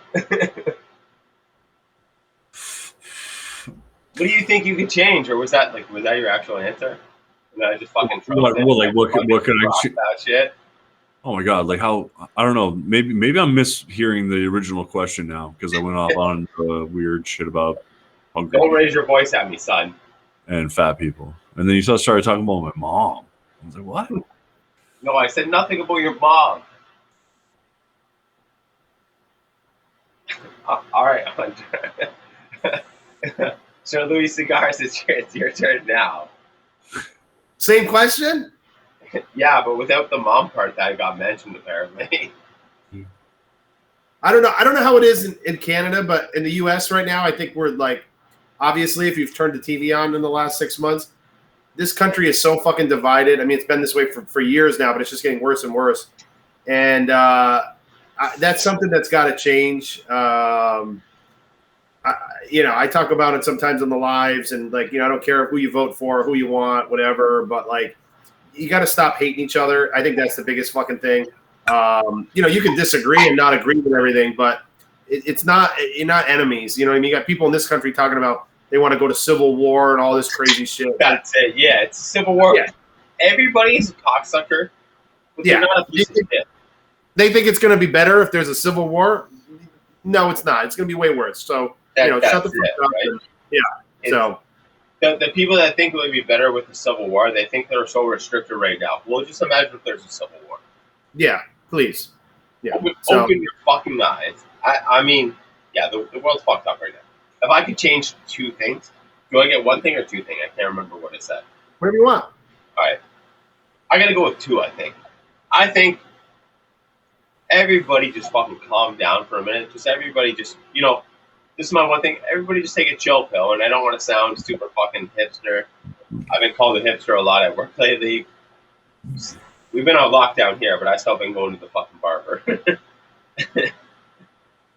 I like a chiseled beard. I like a fucking nice neckline. That's it. I like a zero fade to a number one. That's it. That's what I like. And I'm not about to break my lifestyle for fucking anybody other than the border. Physically, I can't. It would be like a military thing. And the rebar ain't got enough troops to go over the fucking border and trump the United States military. Number two, I would just open up the fucking border, man. Just let the fucking people that just let me live my life, dude. Yeah. You want me to wear a mask everywhere? I don't care. I'll wear a mask. As much as I fucking hate wearing a mask, but I'll wear it there, man, if you want me to be there. Let me and my wife just go on a fucking vacation. I'll go to a fucking a resort. I just want to sit at a fucking small pool bar and just sit there and drink and just smoke cigars and just chill. Now, can you leave Canada, just not go to U.S.? I mean, could you go to like other places, or does Canada lock the border out? The border's pretty much it. If I want to go anywhere else, I got to sit there for 2 weeks, and then when I get back, I got to sit here for 2 weeks and not do anything. Which is 2 episodes. Right. Like, and no matter what I do, I just got to fucking I get to have a COVID test, and I don't want one. I can't take something that far up my nose. Believe it or not, I've never done coke. I don't think I can. Honestly, I mean, you guys have seen me at my best and my worst. I don't think I could fucking do it. I'd be fucking just lit. But I just want to just live a normal life. Let me pay fucking $3-4 grand. Let me go to a resort. Just let me hang out, chill, go back home, right? Live my life. That's what I really wanted. I've been growing my hair on the top of my head just so I can have fucking cornrows when I go to a resort. That's all that I want. I want nothing else. I just want to have fucking cornrows and go to a resort for a week, come back to work. Here I am wasting my time talking about fucking polar bears and hungry people, and you're like, I just want to go to a beach all inclusive and just tan in the nude and get drunk. I'm looking out for number one. Yeah, if I could bring you, that'd be cool. Yo, I just want to bring Driller and Rachel. That's cool. I just want to bring Driller and Rachel to the resort. You want to go to Sandals together, buddy? I last time I think me and Driller smoked together. We sat down and we were listening to fucking Future. And I was like, bro, I just need to go to Nassau. You boys just got to go to Bahamas. Yeah. I need to bring Paula, my wife, to fucking Bahamas. I got to do some Bahamas. I got to get, like, I want to be like, hey, you're going to go fucking take a shit. You're going to get your fucking thighs rubbed. You're going to get your cat. You know what I mean? I got to get pampered right now. Yeah. I've been locked up in this one, so I just need to get fucking pampered right now. I got it pretty good at home, but like I need somebody other than my wife to take care of me, so I don't got to hear about it. So I don't got to fucking. It's been a rough fucking. I've been working this entire fucking time. Yeah, it hasn't changed much, but nobody else has been working. Everybody's been working from home, so you got to go home. You just fucking hear about it. I'm tired of hearing. I've been working from home for fucking this long. Number one, that's cool. It's cool you've been working from home. You're still working, but like you don't got to tell me you still been working. You're gonna tell me work from home is a fucking benefit, a luxury. I work from home for like 2 weeks. They're just like, we're an idiot for having you fucking work from home. You gotta actually be there. I know. I fucking told you guys that. I just let life go back to normal because it's not much different now from then when it was fucking normal. What's the fucking difference now for you, Driller? Nothing. What's the difference for you now, Hunter? Nothing. Nothing. Can't go on vacation. Yeah, that's the problem. But you gotta hear about it. You fucking hear about it. Why the I gotta fucking sit there and listen to it? You fucking work from home. That's great. Literally right now, actually, technically, me and Driller have to work from home with the show because we can't fucking go anywhere. In our what is it called, Driller? State? Province. In our state/province, Driller can't even come over here right now. I can't have my boy come over here, but I can go to a fucking Walmart. Yeah. I can go to Walmart with my boy Driller can't even come over here. It's fucking bullshit. So what do you got going on in at your B&M? Like you got hand sanitizer up front? Do you have like a store limit? What's Yeah, I mean, we don't. what are they regulating? What's the state saying? Yeah, I think the state, the rules they change quite a bit. We don't have a big shop here; it's very small, so it kind of takes care of that problem anyway. As far as like, we can't fit comfortably more than probably 15 guys in here, 10 guys in here. It's any more than that is just it's too crowded. Yeah. So we don't really run into that problem much, but. Early on with COVID, we couldn't really be open. They shut everything down, but Sure. a lot of my business is through the internet anyway. So it's, it's good and bad. I mean, I've got smart customers about here your that- business. huh? You were smart about your business. You hear? I think that's what I don't want to bring this up. That's one of the big things that plugs my Vitola. Sorry, I interrupted. Yeah, fine. You have something that's plugging your Vitola every week, so let it out, bro. Let it out. Let it out. Let it out. You guys want me to let it out right now? Yes. Release it. All right. Number one, what plugs my Vitola? We are living in the year 2021. If you didn't do mail order, or if you don't do mail order, what the fuck are you doing? Going out of business. And they're like, oh, this company with mail order is fucking taking all my business. You're an idiot for not doing fucking mail order. How are you getting anything? If you've gotten in anything within the past 4 or 5 years, if you didn't mail order something, you're fucked. You're an idiot. Oh, these mail order companies are stealing my business. Really? They are? Like, how did you not fucking mail shit? If you had something that was that fucking good, that fucking hot, you'd mail order shit. And it's I think, I'm probably gonna bite myself in the fucking dick, but how the fuck do you bitch about something that's mail order when you don't mail order? How do you not mail order? All right, so here's my devil's advocate piece, right? So let's let's compare a B&M cigar shop to a bakery or a coffee shop or a small restaurant. Maybe it's just a simple restaurant like a breakfast only place. So that small business caters towards people that come into their store. So people don't I don't want to cook food in my house, so I go out for breakfast 3 to 5 times a week, and you're a regular at that establishment.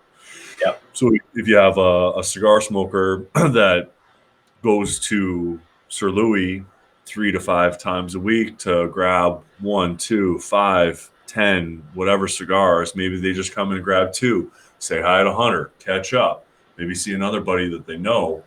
So then that's kind of like a different experience than just buying shit on mail order. Yeah, sure, I need food, so I'm going to eat, but I miss going to my mom and pop breakfast joint. Yeah, I love smoking cigars and I have inventory, but I love going to the cigar shop and just grabbing what I need in a small quantity whenever I want to, because they're open 7 days a week and they're a mile away. Yeah. But that's why you do curbside. That's curbside, though. Yeah. That's right. Curbside, definite, right? Curbside is essentially mail order, but for locals. Yeah. And then within like the cigar specifically community, you may not be able to survive only off your locals. Like you live there, that's why you opened up a business and you have your regular clientele, but maybe you're blessed enough to be able to stay open without online or without mail order or without promoting products out to the country. Maybe you are, but there's a lot of people that, like you said, it would be, unless you're that blessed to be able to like have such a upstanding stance within your community, whether it's 100,000 people or a million people that live in your town that come and support your business like a breakfast joint, but you can't send breakfast to California. You can send cigars to California. You can send cigars anywhere, right? But it's like it's a weird fucking thing where there's that mix between you need the guys walking through the door, but then you also need to be able to not push, but distribute. But you know what though? From your business. The guys that kept that shit alive before this happened are the guys that are going to keep it alive after it happens. You know what I mean? Dude, I've been to fucking, I don't want to call it ghetto, but I've been in the middle of Buffalo and, Little Italy fucking cigar shops, right? Where I've been going there now for, 12 years, right? And I've looked online what they're doing, and I know they're still keeping it afloat. And I know once the shit's over, dude, it's good. I'm gonna pop in there. I'm gonna go to my boys' lounge. I'm gonna go there in the middle of Little Italy. There's no parking spots here. There's police parked everywhere because they're in the fucking lounge. I'm gonna be the guy rolling up on the curb. Well, it's the core fucking value with these shops, and it's the core with it, right? And that's my opinion on it, right? That's only my opinion. I'm not, don't hold me to it, but I know the shop's still gonna be there after that. They also have fucking a Peg and Heads shop after that sells bongs and pipes. I gotta take a piss, but yeah, that's my shot on it. All right. So you go pee again because you didn't get your piss funnel and your pipe. Yeah.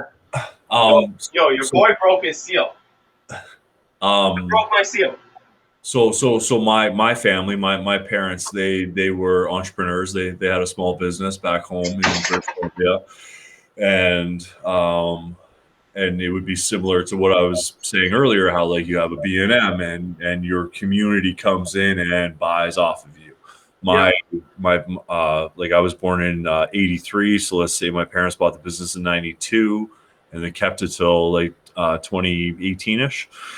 2017. Mom's been retired for a couple 3 years now, but she didn't have online anything.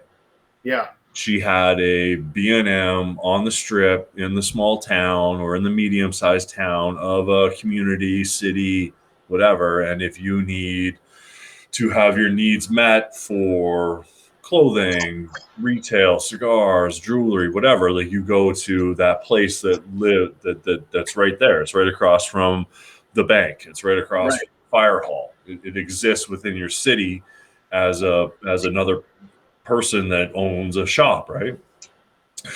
But in today's day and age, with like even Walmart, Walmart was the big example. Like they when our town got a Walmart, they lost money because people stopped looking at quality and they started looking at the dollar. Yeah. Like, hey, like I could buy 5 cigars off Hunter for 47, or I could buy 10 cigars off somewhere online for 47. Right.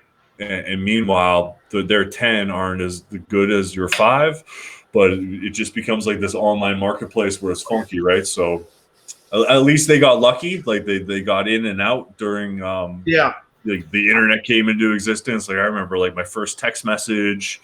I remember like having a flip phone. Like all this kind of stuff has evolved like so much in the last 20 years where now you're not just your store in your hometown. Now you're a nationwide representation of your product. And you can have people from Minnesota calling you, people from fucking Texas being like, oh man, I need a 5-pack of that. You got that motherfucker in Oregon somewhere. And he's like, bro, like I saw you had those fucking whatevers. And he's like, and he buys them. But Yo, you know what that is? You know what that is? Hunter, move your head a little bit to my left, your right. it's not even that. Work harder. That's a fucking monopoly board, man. That's what the world is. Right, but 30 years ago, if you had a B&M cigar shop in your medium, small, large size town, you only subsided or you only had fucking food on your table because of who walked through your door. 100%. 100%. And now that but you know what, though? The shop I go to still has that. Right? Just like Yeah, I mean, in 15 years, I guarantee you Hunter will still have this. I'll hopefully won't. I'll be retired, but yeah, somebody will have it. Somebody will run it. I'm gonna come down probably every 3 weeks, and I'll come down there and I'll run it for 3 weeks, Hunter. Perfect. We'll do like a time share. Boy, still got, dude. I'm 35 now. I still got at least 20 years I got to work for. So I'll do my job till I get the. But I need a little side gig. I need a little side hustle. Well, you know, I'm an entrepreneur. My father was an entrepreneur, and you know, I own a construction business and have done real estate and other things. And you know, the brick and mortar, any business, from a retail perspective, I think is it's a dead thing. I mean, it's Amazon killed it, Walmart killed it, Home Depot killed it, Lowe's killed it. Any big companies have killed it, and the internet, in some ways, has killed pretty much every small retail business. And you either have to die, or you have to compete, and you have to innovate and do something, you know, different. So, 100%. What killed businesses is what you make your business on for Sir Louis. Right. That's what's behind you. Is work. How can I do this to differentiate from it? How can I do this to be better? Right? That's you have to be a business that you as a business you want to grow always. You always need to grow. Well, this is dying. Well, what can I do to not make it die? All you're doing is constantly just keeping something alive. You're sitting there. You got the paddles. You're like, what do I got to do? You're like, what do I got to do to keep the paddles to the chest? I think a lot of business owners, in my opinion, what happens is creating a business and owning a business is a number one. It's a lot of work. There's a lot of passion that has to go into it, and and if you have some success, if you've been around long enough and you have success, you have a lot of pride in that business. And what happened a lot, I think with a lot of brick and mortar retailers, not necessarily just cigar retailers, but any retailer, they never wanted to innovate because they always remembered the golden age, the heyday, and they said, I'm the best, whatever. And they don't want to change. They said, no, I don't want to change. I'm the best at this. Well, you were the best, but you have to change. You have to innovate and you have to change. I mean, and especially in this world, everything changes so fast. I mean, so it's a sad thing, but it also gives you a lot of opportunity. I mean, I couldn't have grown this business as fast as I did as just the brick and mortar without the online component, regardless of anything, really. I mean, the online component of any retail business, you have to be online in retail. You have to. There's no doubt about it. Yeah. Yeah, and that's new, right? Because the example I was given with my parents is that they never had to go online. Right. But they had, like, and I'm sure you can relate, like maybe somebody comes into your shop and they come through the front door and they try a cigar that they don't know about, but they may only buy one. And then they might try to buy a 5-pack somewhere else. Right. You know, like they'll come in and they'll try on that top and be like, okay, like in an Adidas jacket, I'm a double XL, I'm a single XL. Thanks for letting me try that on. Now I'm going to go online and buy it cheaper. That has 20% off. 100%. 100%. But in that aspect, right? Let me put it to you this way: as I guess I'm an Adidas addict, right? With what I like with them. Dude, I've gone into 3-4 different Adidas stores because I know they have something, so I'm going to get it there. So it works. It does work. I got to piss now. I got to piss because I want to be like JP. I'll be right back. Ooh, what am I up? I'm like 4 pisses this episode. I'm up to 2. And I'm close to having another one. If Hunter didn't just get up, I was going to get up soon and go for a pee. I promise you guys. The next episode, I am not going to break the seal. You gotta wear a diaper next episode. My best in an episode is like one piss. I mean, you guys, Driller and Hunter can't see it now, but what I pregame with just fucking makes you piss. I think I'm like fucking 7 drinks deep. And God, it's like a motherfucker. You probably hear it in my voice. I go from sober to like prime to buzz to fucking drunk. But dude, it's a crazy thing, Driller. Like, I mean, more so. Well, I guess, you know, we sort of had the same thing with businesses growing up, right? I grew up in a fucking super ass small town. Yeah, me Same too. with Driller.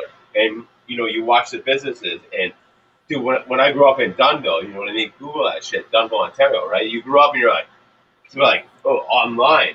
And you're like, what?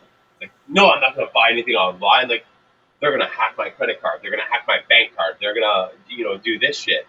It's going to take fucking 6 months to get to me. So you're like, I'll just wait. I'll buy it in town. Right. And I think that's the crazy adaptation of it. Is just like, now we live in an area where it's like, I could order something online. That shit's on my doorstep the next day by fucking 3 p.m. Right. Yeah. Which is like detrimental to people that haven't adjusted.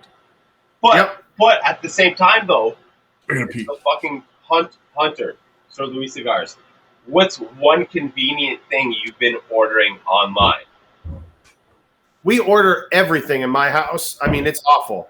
My wife orders stuff, everything online. You know, pet food, all kinds of stuff from Amazon, even like food, certain stuff she gets from Amazon.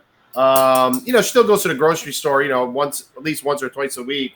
But other than that, clothes, all that shit, she buys everything online. I mean, I do too. So, you know, it's you know, I appreciate the people that want to support small businesses, and there is a group of people that definitely like to do that. And I try to do it as much as I can if there's a local option. But they're all going out of business because how can they compete? You know, it's the convenience of online, like Amazon, is the identical convenience of you buying cigars. You're right, 100%. 100, and it's, you know, it's weird to say. Well, I could just order, because ordering your cigars online could be done at a store like you. But if you want shittier cigars, you could do it at Cigars International, right? I agree. I mean, you can't get the same cigar, but it's the same idea. I think that's like buying Amazon brand or buying the actual legit brand, right? Right. And I think that's the crazy thing with the online fucking market. I think there is a component to retail where consumers would rather buy from a small company, a small shop that has an online presence, whether it's cigars or whatever it is. Yeah. If I have the choice and the price is not a huge difference, you're talking, you know, whatever, 10%, you know, depending on what it is. I'd much rather buy it. And I think most people would want to, but so I think you have that advantage. What you want, but the convenience. Yeah. Right? Driller, what are your past 5 online purchases? It could be whatever. You can fucking name whatever. I would say that all of the last 5 have been off Amazon, and it was cast iron Dutch ovens to bake bread. It was I bought a mandolin online for slicing potatoes. Well, I've been cooking a lot lately, right? So with the lockdown and everything, like if I wasn't able to find like a shop in the Niagara region that had an online presence, then I had no choice. Yeah. What the fuck was I supposed to do, right? Like there was something that I was recently passionate about, and I'm like, oh my God, like I need to get that new top or that new piece of kitchen equipment, or maybe buying something that would make like here's an example. My fucking French press broke 3 weeks ago. What? Right. So I French press my coffee all the time. I was cleaning it out with a spoon and I fucking cracked the bottom of the glass. So now it's a provincial lockdown, and where the fuck did I find a new Bodum French press? All the local stores didn't have an online inventory. Right. They sell them here. Like they sell them in Welland, they sell them in St. Catharines. They sell French presses in every city, in every fucking country, everywhere, right? Like there's a shop that sells coffee supplies. But if you don't have online shit, then like I bought that shit off Amazon. I didn't need to or want to, but I needed a French press, and everything's fucked up right now with COVID. Yeah, dude. You know what? My past 5 purchases. Oh, dude, Amazon. I'm trying to think right now. I buy a lot of the Wi-Fi plugs to go to your walls, the Wi-Fi bulbs, the Yetis. Dude, I'm a fucking Yeti whore. But that's it. But I think a big part of you, you have this hobby, but you have this hobby. The big part of it is it's all the small business. Driller, craft beer. What do? Small business. Right. But Driller, like something like small business. Something like buying clothes. Like I've seen a lot of like commercials on TV about like different kind of like clothing companies that are doing more stuff online where you could literally pick out an outfit and they would send it to you, and if it didn't fit, you would send it back. But for some reason, like I want to try a t-shirt on. I want to put that pair of jeans on. I need to see if I'm a single XL or a double XL in that hoodie.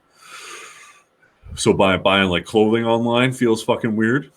Like I need a new pair of jeans right now, and I'm not gonna buy a pair online. I'd rather like go into the fucking change room and try them on. I gotta be honest with you. So I told you, I gotta be honest with everybody. This thing came up on fucking Amazon. It was like jeans on sale, and it was like hipster jeans. And I mean, I do wear a lot of tight jeans. I'm a slim fit dude, right? Tiny guy, big upper body, lower small upper body. But it was jeans on sale. And it was $23, regular $80. And I was just like, looked at what they had available in my size, and I was like, black jeans and white jeans, and I was like, fuck, I haven't worn a pair of white jeans in fucking ages. So, boom, $23 a pair. Boom, bought 2 of them. They had them in my size. Bought them. Tried on the black pair. Dude, I'm a can opener getting these things off my ankles. Like my waist, I can ram my hands down my waist if I want to jack off in public. Getting that shit off my ankles, I can't take it off my ankles. I put on the white pair. You know what? For a white pair of jeans, I got little rips in them. I fucking look like a rock star. It fits good. But that's 50-50 fucking chances you get with online. 50-50. I now have a black pair of jeans. I gotta lose fucking probably 10 pounds in my ankles. How the fuck do you lose weight in your ankles? You can't. I now have a pair of jeans that's a fucking absolute write-off. But I got a sick white pair of jeans. What am I gonna do with these white pair of jeans? I don't wear them once a year. I got white jeans. Boom. I look sick one day a year. Second I get to my vehicle, my jeans are stained. Yeah, Hunter, just so you know, he told me about the jeans that he bought online, and then he described what they were. So when he told me that he got a pair of white jeans that had tears in them, I definitely questioned, when the last time he was on tour with Whitesnake. Are you sure they were?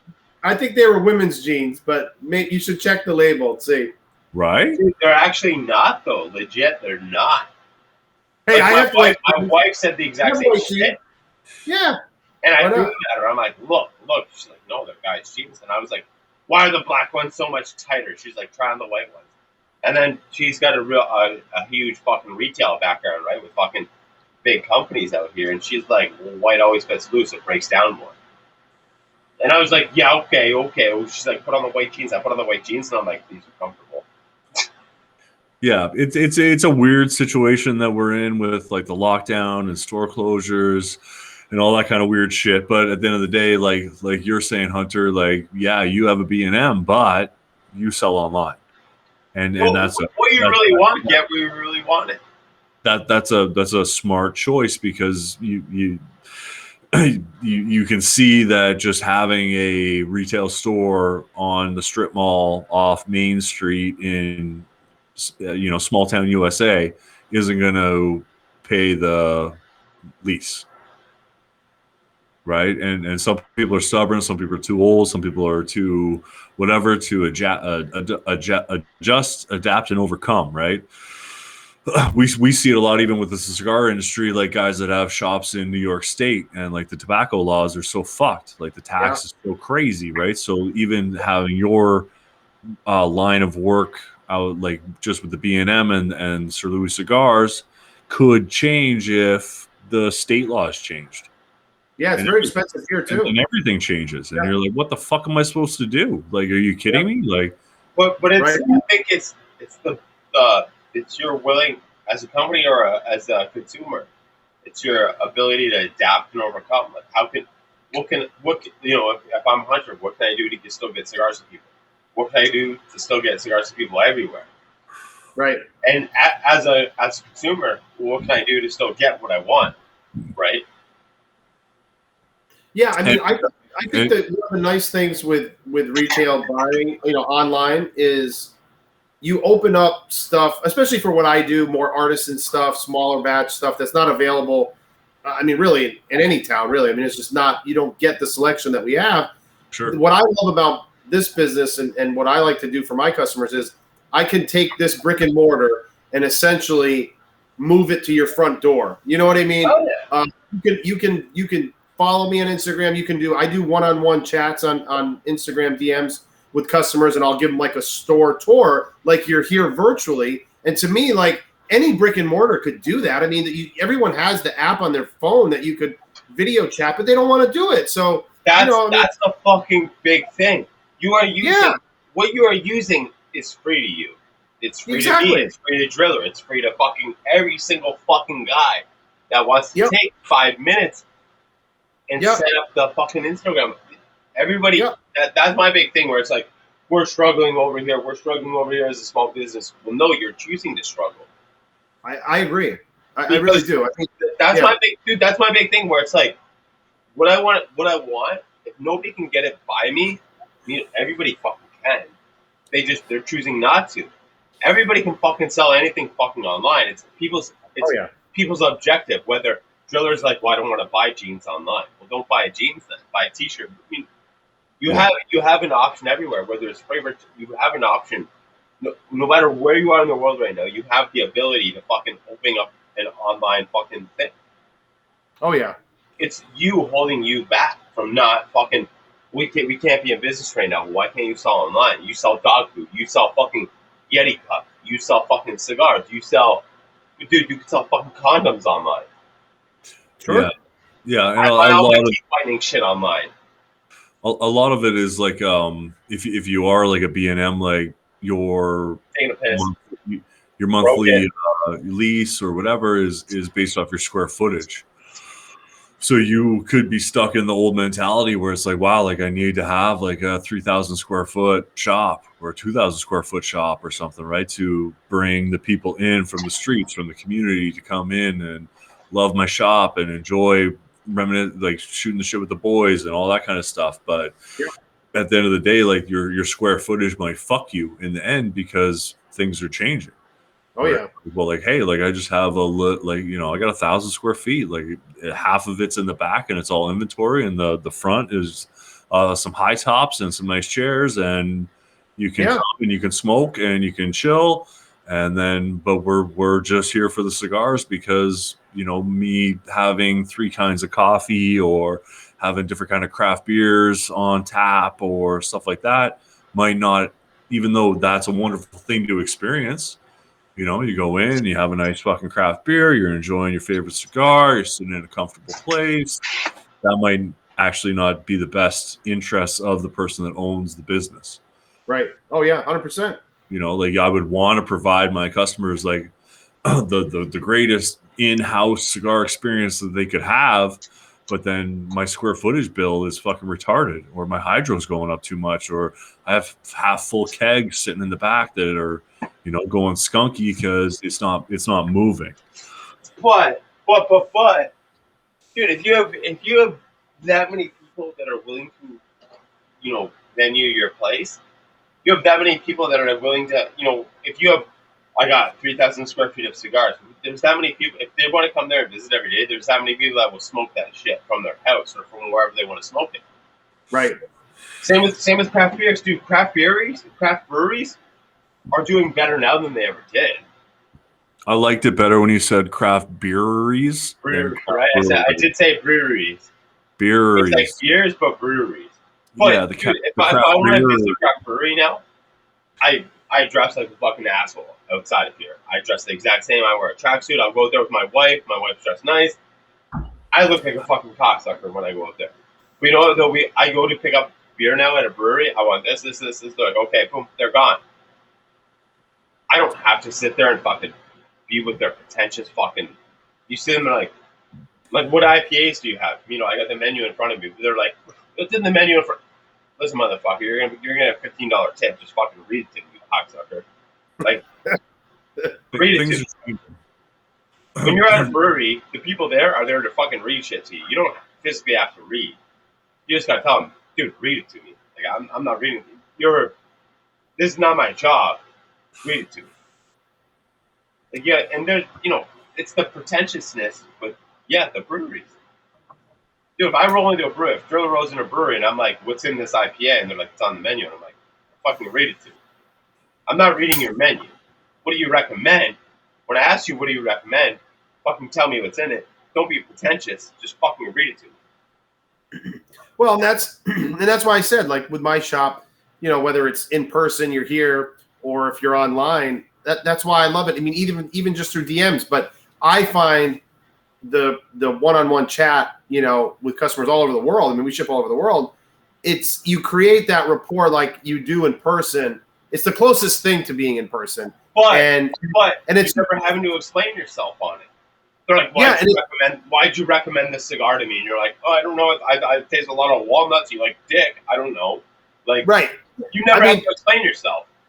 Right. But that's the thing that I think you got to do is you got to be able to know what you're selling, obviously, whatever it is. And, you have to know what you've got. You got to ask the questions that your customer, you need to ask those questions to get the answers, to know what they really want and what they're going to like. I mean, and that's just I don't know. Some people got it. Some people don't, I guess. I don't know. It's just, I don't know. The technology's there. I mean, it's just a different animal now, and it'll be a different animal 10 years from now. I mean, it's who the hell knows what it's going to be. So I don't know. I had this conversation the other day. I have a feeling, unfortunately, in the next 5 years, there's a good chance that small batch cigars in general will not exist as we know it. Unfortunately, I don't think it's got a long life ahead of it. I think there's just too much as far as pressure, lobbyists, regulations, and all kinds of different boogeymen out there that are going to government in the way. Yeah, government and big business. I mean, there's big tobacco out there too that doesn't want these little companies that chew away at their market share and customers. Let's face it, like the younger group of people that enjoy cigars, right? So my demographic is 25 to 55, right? Okay. So that's 82, 83% of what my customers' age range is. And most of this demographic likes artisanal because of things like craft beer, this whole, small, it all relates. The demographic is the artisan side of it. Yep, it is. And so that the big boys are not growing as fast, or they might even be shrinking a little bit, but they got the big dick, right? Forget the boutique dick, they got the big hammer, right? So that's right. So you got the small companies are getting squeezed by not just regulation, but also these big companies that are like, enough's enough. We got to stay number one. So I don't know, man. I hope I'm wrong, but I think that we're in the golden age. I say it all the time. This is the best time to be a cigar smoker, I think, in the history of cigars, to be honest. So enjoy them and buy them, and hopefully try to save some, for as long as you can. But I truly believe it. I hope I'm wrong, but I think it's just for whatever reason, so many people hate these little rolled up dead leaves, and they just want to get rid of it. And so you've got to fight that. You've got to fight the government that just wants to regulate a lot of business out of business, small business. Your government wants to regulate everything. Yeah, Why? Unfortunately. Why? we got to wrap it up. We got to get to the closing statements. Okay. I'm gonna give my closing statement first. I don't want to say fuck the government, but everybody just back off, chill out, fucking take 10 steps back, and evaluate everything you do. Buy from the small businesses, but you know what? Yeah. Take care of yourself. Buy from online. Everybody's gonna do it. Nobody can tell you don't buy online. The guy that's telling you not to buy online is buying his fucking toilet paper from fucking Amazon, and he gets delivered on a fucking schedule. So, don't take life too serious. But you know what? Support the people that support you, and you know what? Get some shit that people don't have. Blow their minds with it. You know where you're gonna do that? You're gonna do that online. All right, Hunter. Last words of wisdom. Last results. Let's hear it. Well, anyway, thanks for having me, bro. It's been too long, and it's always a lot of fun. Even though I didn't get to see your face, I'll watch the video, and hopefully the technology works and we can see you. Yeah. But it's there. Yeah, I hope so. Let's hope so. And Driller, it was my first time being on here with you, brother. So thank you. Yeah, and I look, you guys are great. I love what you're doing. If your customers don't follow me yet on Instagram, or your viewers, I'm sorry. What are you waiting for? You got I it. like that though, my customers. Hey, Well, one last thing before Drillers. Listen, if you're listening to this and you don't follow at Sir Louis Cigars, if you don't purchase from him, if you don't buy stuff from him, just support the guy. He's going to support you. He's going to give you some shit you've never ever had in your mouth. This exactly. You're seeing this. These guys aren't. You're gonna have. Whether you're straight, whether you're gay, whether you're sober, whether you're straight, whatever. You're gonna get the stuff in your mouth that's gonna make you support local to your web browser. I love it. All right, Driller. Finishing words, final words. Wrap it up. What do you got? Just super happy to be a part of this culture and this industry. I see guys like Hunter out there grinding on Instagram and just pounding out the good word to the people, and it's just wonderful to see that you can still get a wonderful hand rolled boutique fucking cigar that you've never seen before if you know the guy. And the guy is there. He's right here in front of us right now. Go try something new. Get outside your comfort zone. Step away from the big boxes and support that. Not even to support Sir Louis, but those small batches that come out. They make those small batches to appease to us so we can try something new, and that's awesome. 100%. I think a lot of the times that people that bitch are like, support small business, support small business.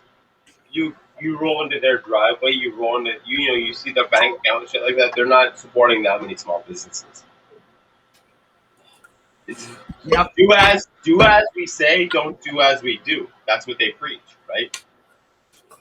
You know what? At the end of the day, I'm not going to speak to you who to take care of.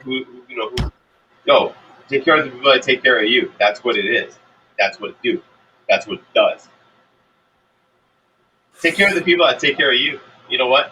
Hey, you may have your ass wiped once or twice, but to enable to have your ass wiped, you gotta wipe about 10 asses. So start fucking wiping ass, suckers.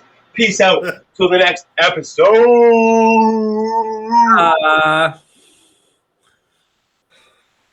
I'm trying to show. Oh, fuck. Seriously, I started using my TV